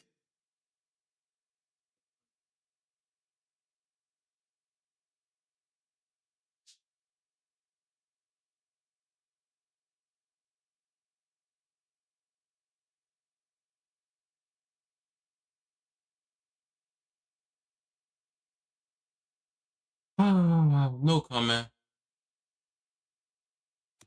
Between Dr. Manhattan and Franklin Richards, the blue-skinned god versus the reality warping Is that Reed? kid. Is that Reed Richards' son? Might be. Today we're diving into their universe-shaping powers. Reality This is some warping Marvel versus DC shit, bro.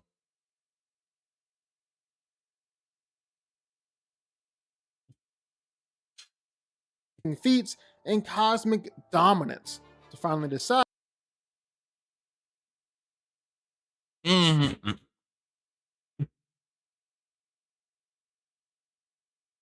Yeah, I'm stealing someone's playlist, by the way. It's bro. I need some good songs, bro.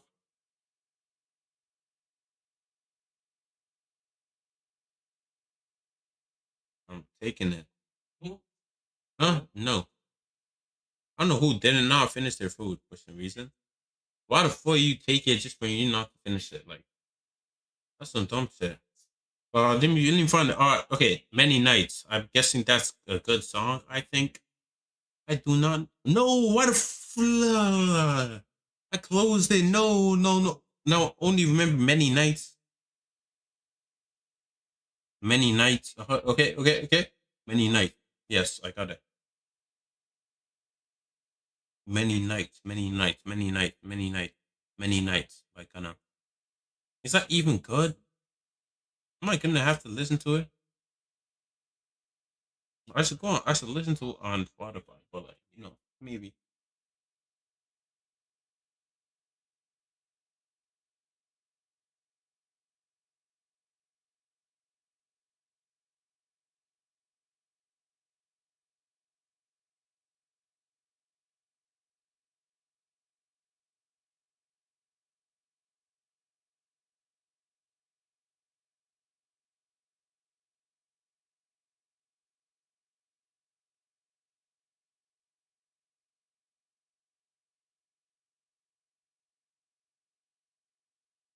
It's kind of whack as fuck, bro. I cannot even who lie. would win, and why one of them might just erase the other out of existence. So let's get to it. Yeah, I'm speedrunning. Franklin Richards, the son of Reed and Reed Sue Richards. Richards. Born So like basically he has a smart suit. His IQ is like off the charts, basically. His dad was off the charts. He is too. Isn't Reed Richards like the smartest guy in Marvel? with reality warping powers that make even the strongest Marvel characters look like they're stuck on the loading screen. And the craziest part, he only got more powerful as he grew. Whether we're talking about Kid Franklin, Adult Franklin, or Future Franklin, the version that became literally outlives the universe, No, not Darkseid. hangs out What's the name? Galactus. like their old room, powerful as he grew. Whether we're talking about Kid Franklin, Adult Franklin, or Future Franklin, the version that literally outlives the universe, hangs out Galactus like their old roommates. No matter the version, Franklin Richards is absolutely one of the most powerful characters in all of Marvel Comics. So his father, used to beef with Darkseid. For all my days, not Darkseid, with Galactus, and he is literally hanging out with him. So like they basically besties now, I guess. But describing Franklin's power is tricky because his story isn't linear. It's not like he got stronger over time and that's that. No, sometimes his adult self goes back in time to teach his younger self how to properly use his power. So like basically to make him his older self kind of more overpowered. Wouldn't that create like a paradox universe, something. You've got little Franklin just learning how to create universes, adult Franklin mastering the rules of reality, and then versions of him so insanely strong they're considered constants in the multiverse. It's weird, it's wild, but stick with me. At first, Franklin's powers seemed pretty tame. As a little kid, he had some like telepathy and clairvoyance. He could read thoughts, sense danger, maybe see into the future a bit. Cool, but nothing too crazy, right? But then everything changed when he got exposed to cosmic radiation during one of Annihilus' schemes. That's when the dam broke and his dormant potential came rushing to the surface. Reed Richards, Mr. Fantastic himself, said that for Franklin, stars and galaxies are nothing more than playthings. That's right, entire galaxies are just toys to this kid. And Franklin started casually shaping reality with just his imagination. His thoughts became real, his dreams. Oh, wait, this nigga can breathe in space by fucking getting radiation. Okay, it's fictional, but like though. Manifested in front of him. Sure. And he didn't just reshape things around him. He beat Mephisto Nigga, in Mephisto's own realm. Isn't that basically the devil? If you know Marvel, you know how insane He literally was trying to, fuck up Ghost Rider and shit. that is. Mephisto is way more powerful inside his own dimension. He once went toe-to-toe with Galactus there. But Franklin overpowered him, effortlessly, as a kid. He didn't just beat the devil, he did it on the devil's home turf. And then you got the reality warping stuff. Franklin's power is so ridiculous that he accidentally created an entire pocket universe just to save Earth's heroes from the villain onslaught. Just casually built a whole new universe. No big deal. And then he did it again and again, creating more universes just for fun, for playtime. Because remember, he's still a kid at this point. Within those universes, Franklin is basically omnipotent. He can create, destroy, manipulate, rewrite. He is the god of his own universal sandbox. When you realize that, you start to understand why beings like Eternity, Infinity, and the rest of the cosmic order start to see Franklin as a serious threat. The Celestials, some of the most powerful beings in the Marvel cosmos, recognized him as their equal. Not a Celestial, not one powerhouse. It was said it was the entire Celestial race. That's how Franklin is viewed, on their level. And as wild as that sounds, he proved it. As a kid, Franklin stood toe-to-toe with multiple Celestials, survived their attacks, manipulated their energy, and even telepathically overwhelmed them. All of that? Yeah, he was still in elementary school. And then we get to adult Franklin Richards, a version of Franklin who not only has more raw power, but also knows how to control it. For example, Franklin became so powerful that he had to go back in time and mentor himself in the past to prevent universal accidents. And then comes one of his wildest feats of all. He resurrected Galactus. Let that sink in. Galactus, the devourer of worlds, a fundamental force of the Marvel Universe, dead. Franklin brought him back and made him his herald. You heard that right. Galactus became Franklin's sidekick. And the two of them, they started wrecking Celestials like it was just another Tuesday. Franklin was able to straight up destroy Celestials in battle. Not damage, not knockback, destroy them. That's like dunking on the gods of the Marvel Universe.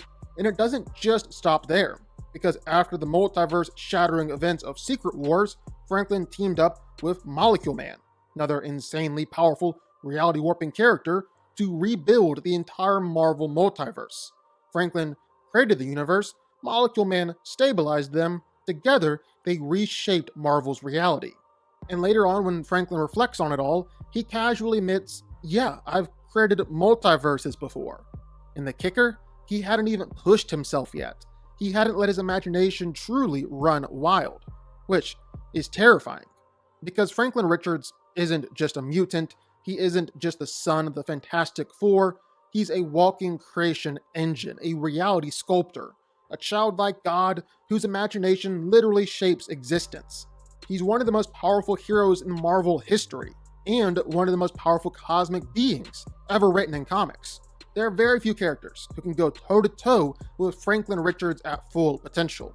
So, whether it's Franklin as a kid making new universes like he's building Lego sets, or Franklin as an adult casually rewriting reality and putting Galactus on a leash. One thing's for sure, if you see Franklin Richards show up, the entire multiverse better hold its breath.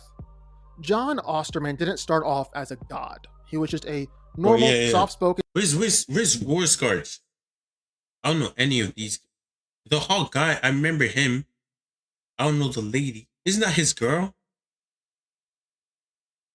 But like, okay, Loki, he was Loki a pedo, but like still, Arthur Manhattan was Loki a pedo, but like we don't talk about it.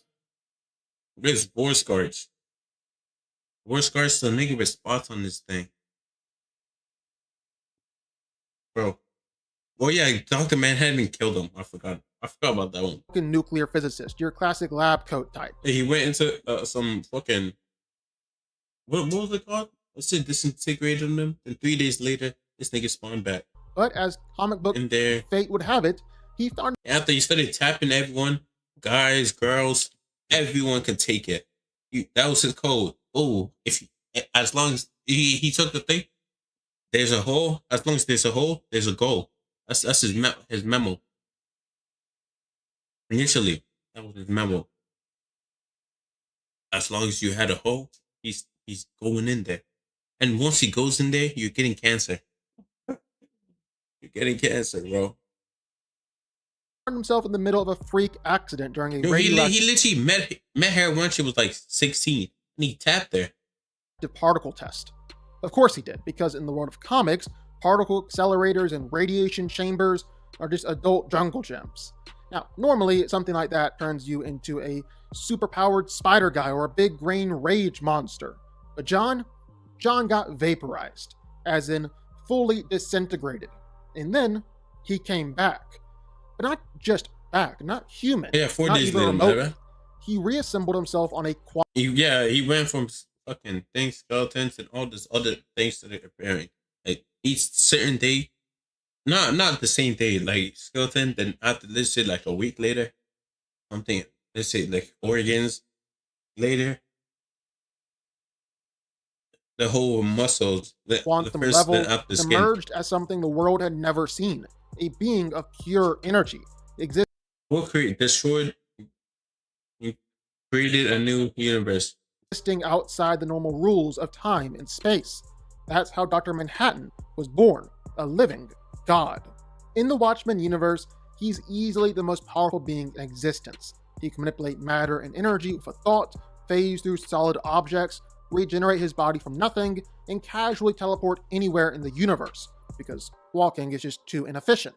He can make clones of himself, build palaces on Mars, turn air into glass, rearrange atoms like Lego bricks, and even bring the dead back to life. And we're just getting started. He doesn't just see time. He had no emotions, bro. Not anymore. He exists in all of it. To Dr. Manhattan, time isn't a line, it's a photograph. He experiences every moment of his life simultaneously. He knows what he's already done, what he's going to do, and what he'll never do. Hey, Rose Guard right there. That with the hat. Everywhere you've ever been and will ever be at the exact same moment. That's his reality. He's not guessing the future, he's living in it right now, along with the past. That means he's always the smartest guy in the room, because he's already had the conversation. But here's the twist. What really separates Dr. Manhattan from everyone else, what actually makes him terrifying, is his total emotional detachment. He doesn't feel love, he doesn't feel hate, he doesn't get angry, he doesn't get anything. He observes, he calculates, he acts. And that cold, godlike perspective means he can make decisions no other hero or villain could stomach. Sometimes that makes him powerful, sometimes that makes him dangerous, and sometimes it makes him the villain. Remember how Dr. Manhattan sees all time at once? How he exists in every moment simultaneously and can observe, manipulate timelines like strings of spaghetti? Well, that means that he can rewrite history.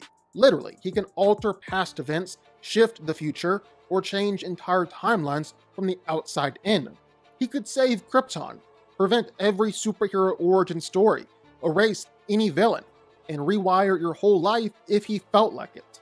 This is where he stops being just a Watchmen character and becomes a DC game changer. Because Manhattan didn't just stay in his own universe. he reached into the main DC timeline and changed it. Let's talk Flashpoint. Barry Allen, the Flash, goes back in time to stop his mother from being murdered. Sounds noble, right? But that single act fractures the timeline. Suddenly, the world is unrecognizable. Thomas Wayne is Batman. Oh yeah, I watched it. Yo, this shit was peak. It was actually nice, bro. Like literally, Reverse Flash came there and said, Barry? Ooh. And he fucked up Barry, stabbed him with a fucking metal rod, stabbed Barry's leg. Ooh, we had to take that out. Started limping after his fucking regen started activating, so he was healing quick. Then after, the whole universe was getting erased. Not Bruce. Superman was locked in a government An atomic man exploded and shit. They were trying to save lab as a kid. Wonder Woman and Aquaman are at war, and the entire world is caught. But this shit was actually nice. The fight scenes and Jason Todd. Was low-key. He had aimbot, bro. Boom, boom. They were like 6 of fucking what's it called? Amazonians? Is that what he called them? 6 of them were on Jason Todd. They were attacking him using bows and shit. Boom, boom, boom, boom, boom, boom, boom, boom, boom. Every shot was headshot. Boom. Every shot he did. Boom. He was like, but then after they shot him, boom. He went boom, boom. But when he was about to fall, boom. Headshot. Boom. And he was a one-man army, bro. As a regular human. Amazonians or whatever. Amazon, whatever. The crossfire. They were low-key getting total violent. chaos. Barry tries to fix it. But here's the twist. He didn't actually cause it. That was Manhattan. Dr. Manhattan secretly interfered with the timeline, removing a full decade from the DC Universe's history. He erased relationships, rewrote backstories, deleted legacy heroes, and from that came the New 52. It was DC's massive continuity reboot, and Manhattan used it as his personal science experiment. He manipulated time itself just to watch what would happen, like a god peeking into an ant farm. But of course, even ant farms eventually crack. Oh yeah, he fucking killed Reverse Flash, bro. He killed Reverse Flash. That's why Reverse Flash came back, and there was what's called the smiley face, the yellow smiley face thing with the red thing on it. Yo, I remember in the whole book, that was Dr. Manhattan's thing, you know? The whole book started with like one of the members getting killed. The Watchmen book. And the whole book was the smiley face with the thing. I forgot what it was called. When things began to unravel, we got Doomsday Clock, the story where all this comes to light. Set in the aftermath of DC Rebirth, the event that began restoring the original continuity, Doomsday Clock reveals the truth. Dr. Manhattan was behind everything. The missing time, the fractured past, the erased characters. He was the one pulling the strings, watching, observing, and tinkering from afar. He didn't just mess with the timeline, he broke it. Naturally, the heroes aren't free. So, like, he talked about it, like, because, like, he's literally, I don't know, he was getting used by the U.S. as their weapon. So, what do? They confront him. What does he do? Well, he wipes out half the Justice League with a flick of his hand.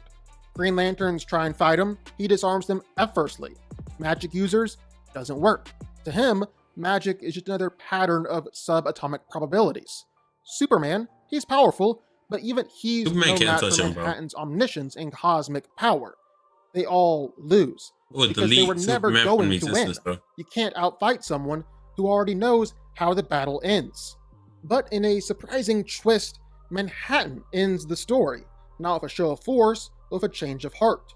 He sees the consequences of his manipulation, the damage he's done to the people and the world, and he chooses to let go.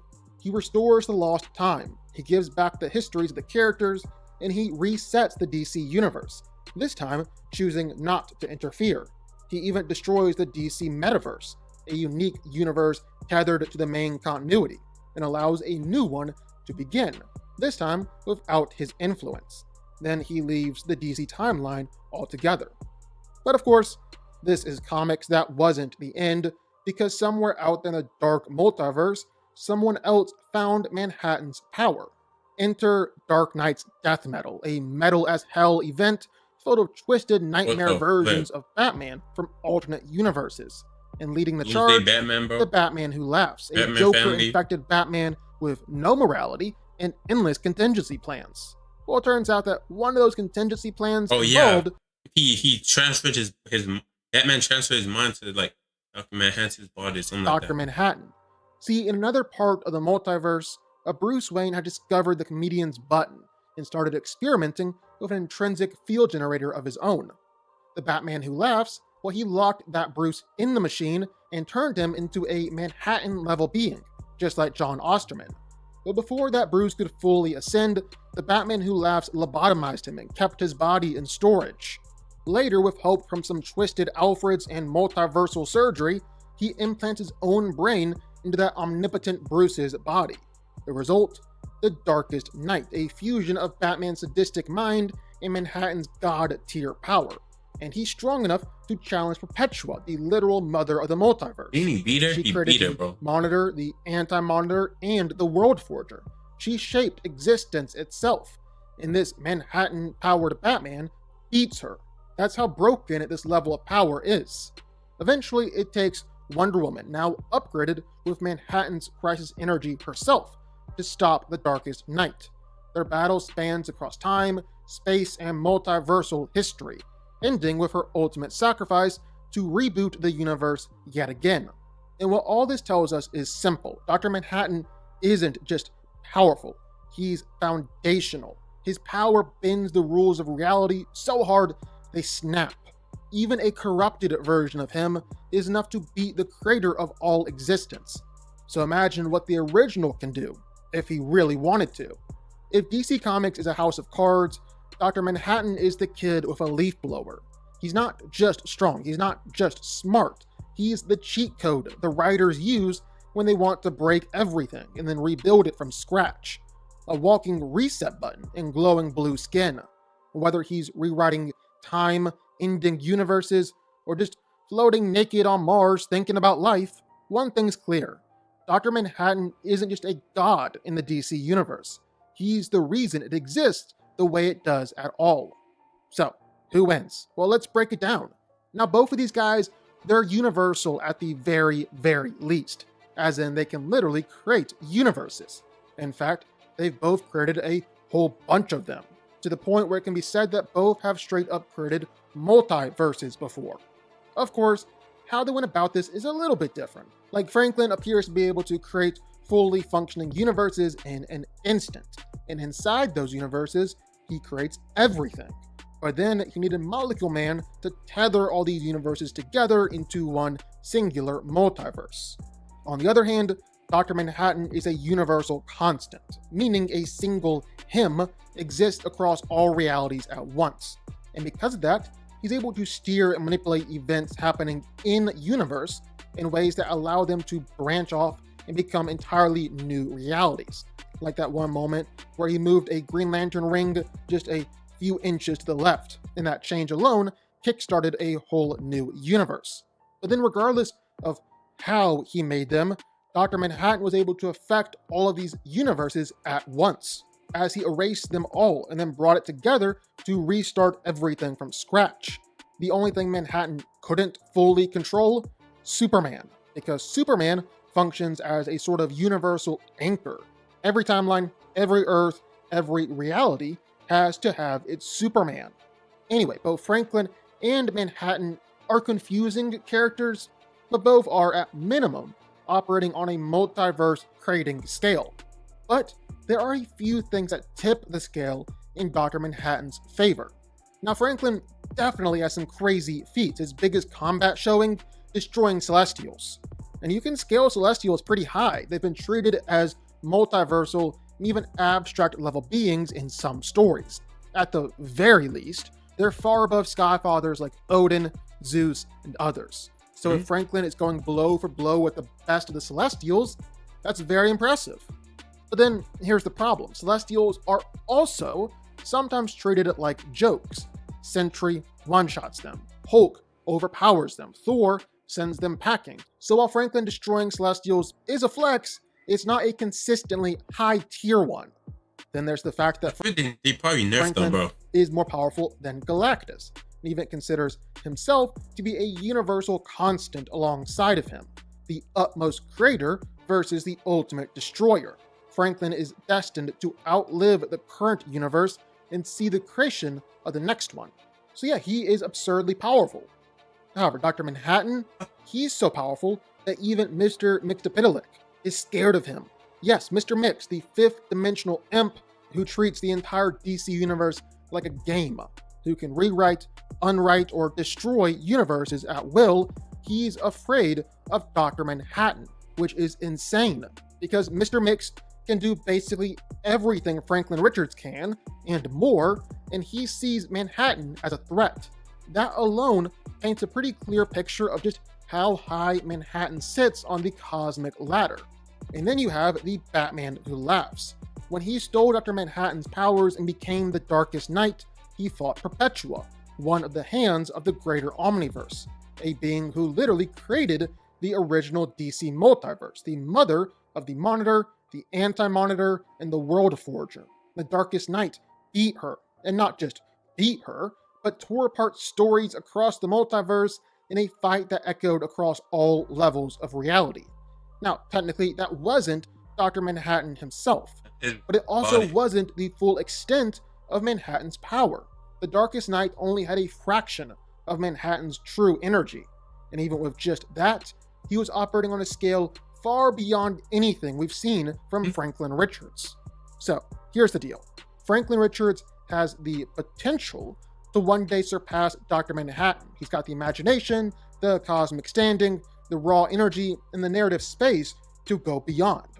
But as of right now, there's really no doubt in my mind. Dr. Manhattan is the more powerful of the two. Dr. Manhattan wins. Damn, bro. Low key. God damn, bro. I don't know why. Yo, I need to get the... I need to start reading more comics, bro. I need to actually start reading. Like, bro, you know how we feel like just reading all of this? Reading the whole thing? It will be so nice, entertaining too. Reading everything. Dr. Manhattan winning every single time. This, that.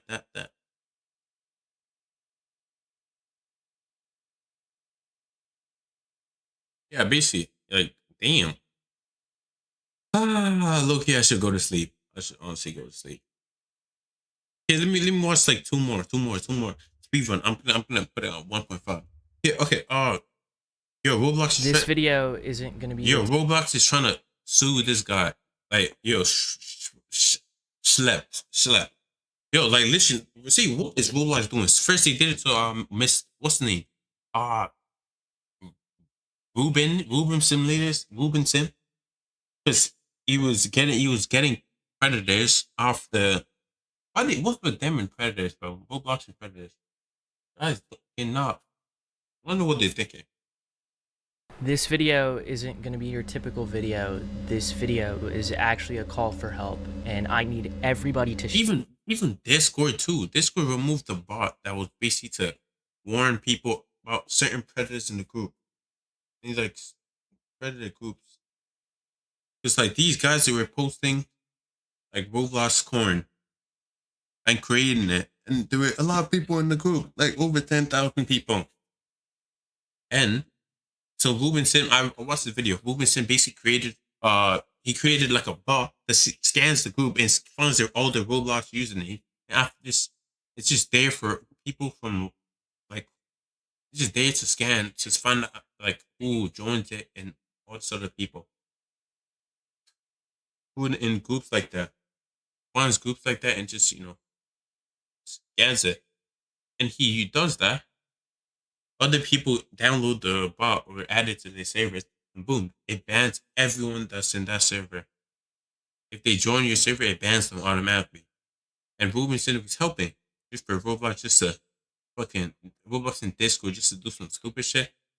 These guys definitely want kids to be touched on this shit. Share this video. The Roblox Corporation has sent a cease and desist letter to me, a 22-year-old, versus a multi-billion-dollar company, threats of litigation, because I catch predators on their platform. Within the last year, me and my team have gotten 6 predators arrested within the Roblox community. Almost all of them have admitted to doing this before to other Roblox users. Every account that I've owned on Roblox since I was 8 years old has been terminated. Accounts that we were actively talking to predators on have now been banned off of Roblox. What Roblox did could potentially stop some predators from facing real-life consequences. Not to mention that Roblox has made a very firm stance that I can no longer access the Roblox platform anymore, which I want to make clear at the start of this video. I will not be accessing Roblox in any capacity at this point further unless Roblox says otherwise. Oh, shoot. This is pretty heartbreaking to me because I've been playing Roblox since I was a little kid. I have loved this platform. I still do. I met my current girlfriend who I've been dating for 3 years. I live with her. We first met all the way back in 2016 through Roblox. I love so much about this site, and that's why I'm so critical of it, because I want to see it do better. The stuff that they've sent me in the cease and desist letter is actually laughably hilarious. Roblox is actively claiming that I'm hurting their players. Here's an email. I didn't ever plan on showcasing this in a video, but this is from a kid who is thanking me for getting someone he was groomed by arrested in real life. He said he recognized him from my video, and here's some cool fan art he made of me. Roblox is claiming that I'm engaging in simulated child endangerment conversations. What? So one of the fundamental bases of predator catching is that you cannot talk sexually to predators. Predators are supposed to be the ones talking sexually to you. If you talk sexually to predators like straight off the get-go, that's entrapment. That is literally what entrapment is. We almost always play a naive kid who doesn't know anything about this stuff, so they teach us about this stuff. If you watch these videos, you know how the chats are going, and they're not even on Roblox. Most of the chat logs are on Discord, and they're accusing me of getting people off of platform onto different social media sites. I guess that's worth a cease and desist and an IP ban of every single account that I own. That's just crazy. Yo, you know something you can do? You can low-key create, you know, IP spoofers? You can low-key spoof your IP so it's gonna be from a different location. Meanwhile, you're in your location. You can create app websites and all this other shit. They can't bypass. They probably could bypass it. Like you know, they could probably fix it in like, let's say like 2-3 years, but like still, there's probably gonna be another one that comes out. I can't even believe, I can't even fathom that. They also say sharing or soliciting personally identifiable information. I have no idea what they're referring to this. I would love to know what they're talking about. Are they referring to the fact that I give the information of the predators that we find to the police? Like the people we're talking to are predators. Like, does Roblox understand that? I literally have no idea. If they thought something was genuinely wrong, they could have reached me out so easily. I think the most insulting thing is that they told me I'm not reporting people quick enough and I'm not reporting them through the right outlets. Tell them report it, and they don't. The Roblox got niggas do not even ban them. Like, the fuck is the moderation team doing? Literally, you ask them, that's like me telling you, oh, come to me, or I'll buy you a product. You come to me, I don't buy it, and I still have to listen. Oh, come to me, I'll buy you a product. I still have it up there. I don't buy it. I look at it, oh, it's good, it's good, it's good. I like it. I don't buy it. Like, what? Like, what? Some stupid shit. The right outlets. I have been trying to figure this out for like a year now. This here is Nepali Incel. This person actually made credible threats to the Las Vegas Sphere in a Roblox game. And I saw this with my own 2 eyes. And the reason why it's a credible threat, it is because the FBI went ahead and arrested someone for making threats within that same game. I made a moderation ticket about it, and I even actually made a report to the FBI about this. Where is the cease and desist letter for him? Where is the IP ban for him? Are you gonna ban all of this, dude? Well, they're not banning him because, you know, we just, you know, they probably gonna ban me. Yo, hopefully they don't. Accounts? Probably not. But back to the predator catching stuff. This is literally how it goes. We go to roblox.com/support, submit a moderation ticket, and then fill out the prompt with. Bro, they're not. The moderation team is probably one of those guys too. Like, they're not checking it and banning them. They're not banning them. They're just gonna sit there. Oh shoot. Oh, thank you for. They can send you an email. Thank you for reporting this such and such. We will get back to you, and they will not come back to you. With all the information regarding our arrest and give you guys the same Google Drive that we give to the cops. And in a lot of instances, Roblox won't even ban after we reach out to them regarding. Thank you for getting back to us. Yo, like, literally. I called them. This is literally what they do. They don't check this shit. They just send you the automated thing. They out there. Boom. They just. oh yeah, thank you. We're gonna check it. You know, felony arrest. What I typically have to do is report cases to the National Center for Missing and Exploited Children, or go on the news to show gameplay of our decoys with the predators on Roblox. I've literally felt so lost in trying to get the attention of Roblox regarding these predators. I've created binders with all the chat logs, and I've sent it to their headquarters in San Mateo, California. This is the first time Roblox has ever directly reached me out. Instead of trying to say, hey, we want to work with you, or literally giving me a line to report these people, or simply saying, don't make these videos anymore, we're gonna ban you, Roblox just terminated every account I own and sent me this cease and desist letter. My account, Maliboomer, a family-friendly sandbox gaming theme park channel that I've run since the pandemic. This is actually my first Roblox account. One of the hats that I wore on this avatar was actually something I got at a STEM event where I met Roblox administrators. That channel, it pays my rent. Roblox has made it clear that I'm banned from ever accessing the platform again, and I don't think I'm gonna be able to upload on that channel anymore. When I was a kid, I was groomed on Roblox by a popular developer. He manipulated me, he used power dynamics over me, and frequently exposed who do I think it is? Popular developer. me to gore and not safe for work material and loads of other stuff that a kid should never see. It was so bad that I actually made an attempt. While I was in the hospital, my mom contacted Roblox. They brushed her off. That predator went on to groom more victims before Roblox finally banned him. Years later, by the way. Even after that, I stayed on the platform. I loved the community, but as I ran Maliboomer, I kept spotting these predators, even in an innocent sandbox theme park game. Then I started Schlep, and the email... Oh, niggas be saying, oh, shoot. Well, I play, like, literally. Niggas be saying, oh, ABC, if you're a good girl, good little girl, some shit like that, some weird shit. Even in group chats, like group, you know, them group chats, like you have group, but why the fuck am I explaining that? I've seen a lot of it. Even Flamingo has seen it. Why did I That's do when that? I started catching predators on Roblox. And that's when my fate got sealed on this platform. I've been very critical of Roblox's leadership and the refusal to act in a lot of instances. Last time I tweeted at Roblox's CEO, it was about a predator we had arrested. Adding, they're literally adding dating to Roblox. Meanwhile, it's a kid's game. You know, like, type of shit that's gonna be happening on this shit. Roblox ignored it until Gideon and I made videos. Then they banned him, only for him to return. I sent proof of him talking about the video I made on him in a voice chat game on Roblox. Mind you, the same game a 10-year-old was abducted through weeks from this taking place. I replied to one of the CEO's posts about this, and he blocked me. Roblox still allows games like public bathroom taking place. I replied to one of the CEO's posts about this.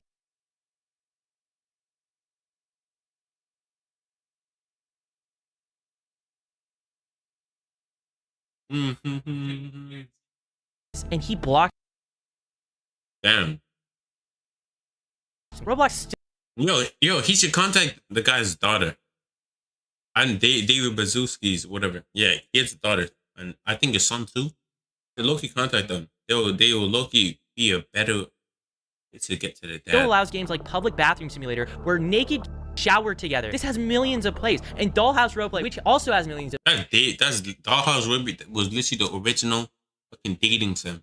plays, is tied to a extortion group that the FBI has made public warnings about. Roblox allows you to say the word lolly on their platform. You can put it as your name. Explain to me that, Roblox, a kid's game. Because now you have a whole community of lolicons and maps on your platform. I really hope people can see that Roblox is wanting to have a firmer stance against me, a person trying to get these Roblox predators arrested, than these predators we've gotten arrested. Some of them literally have been arrested for CP. Why aren't you sending these Roblox predators cease and desist? They deserve it. They actually tried to commit a crime. Like you protect criminals rather than the, you know. Hey, what's up? So people we're who are here trying with your Roblox developer, right? Hello. Yep. We're about to do the wipe on his phone. We're going to get rid of the child on your phone, right? Okay. How many images do you think we have to get rid of your phone? About like 30 or 40. Okay. I don't remember exactly. And what's the game coming out that you've got on Roblox soon?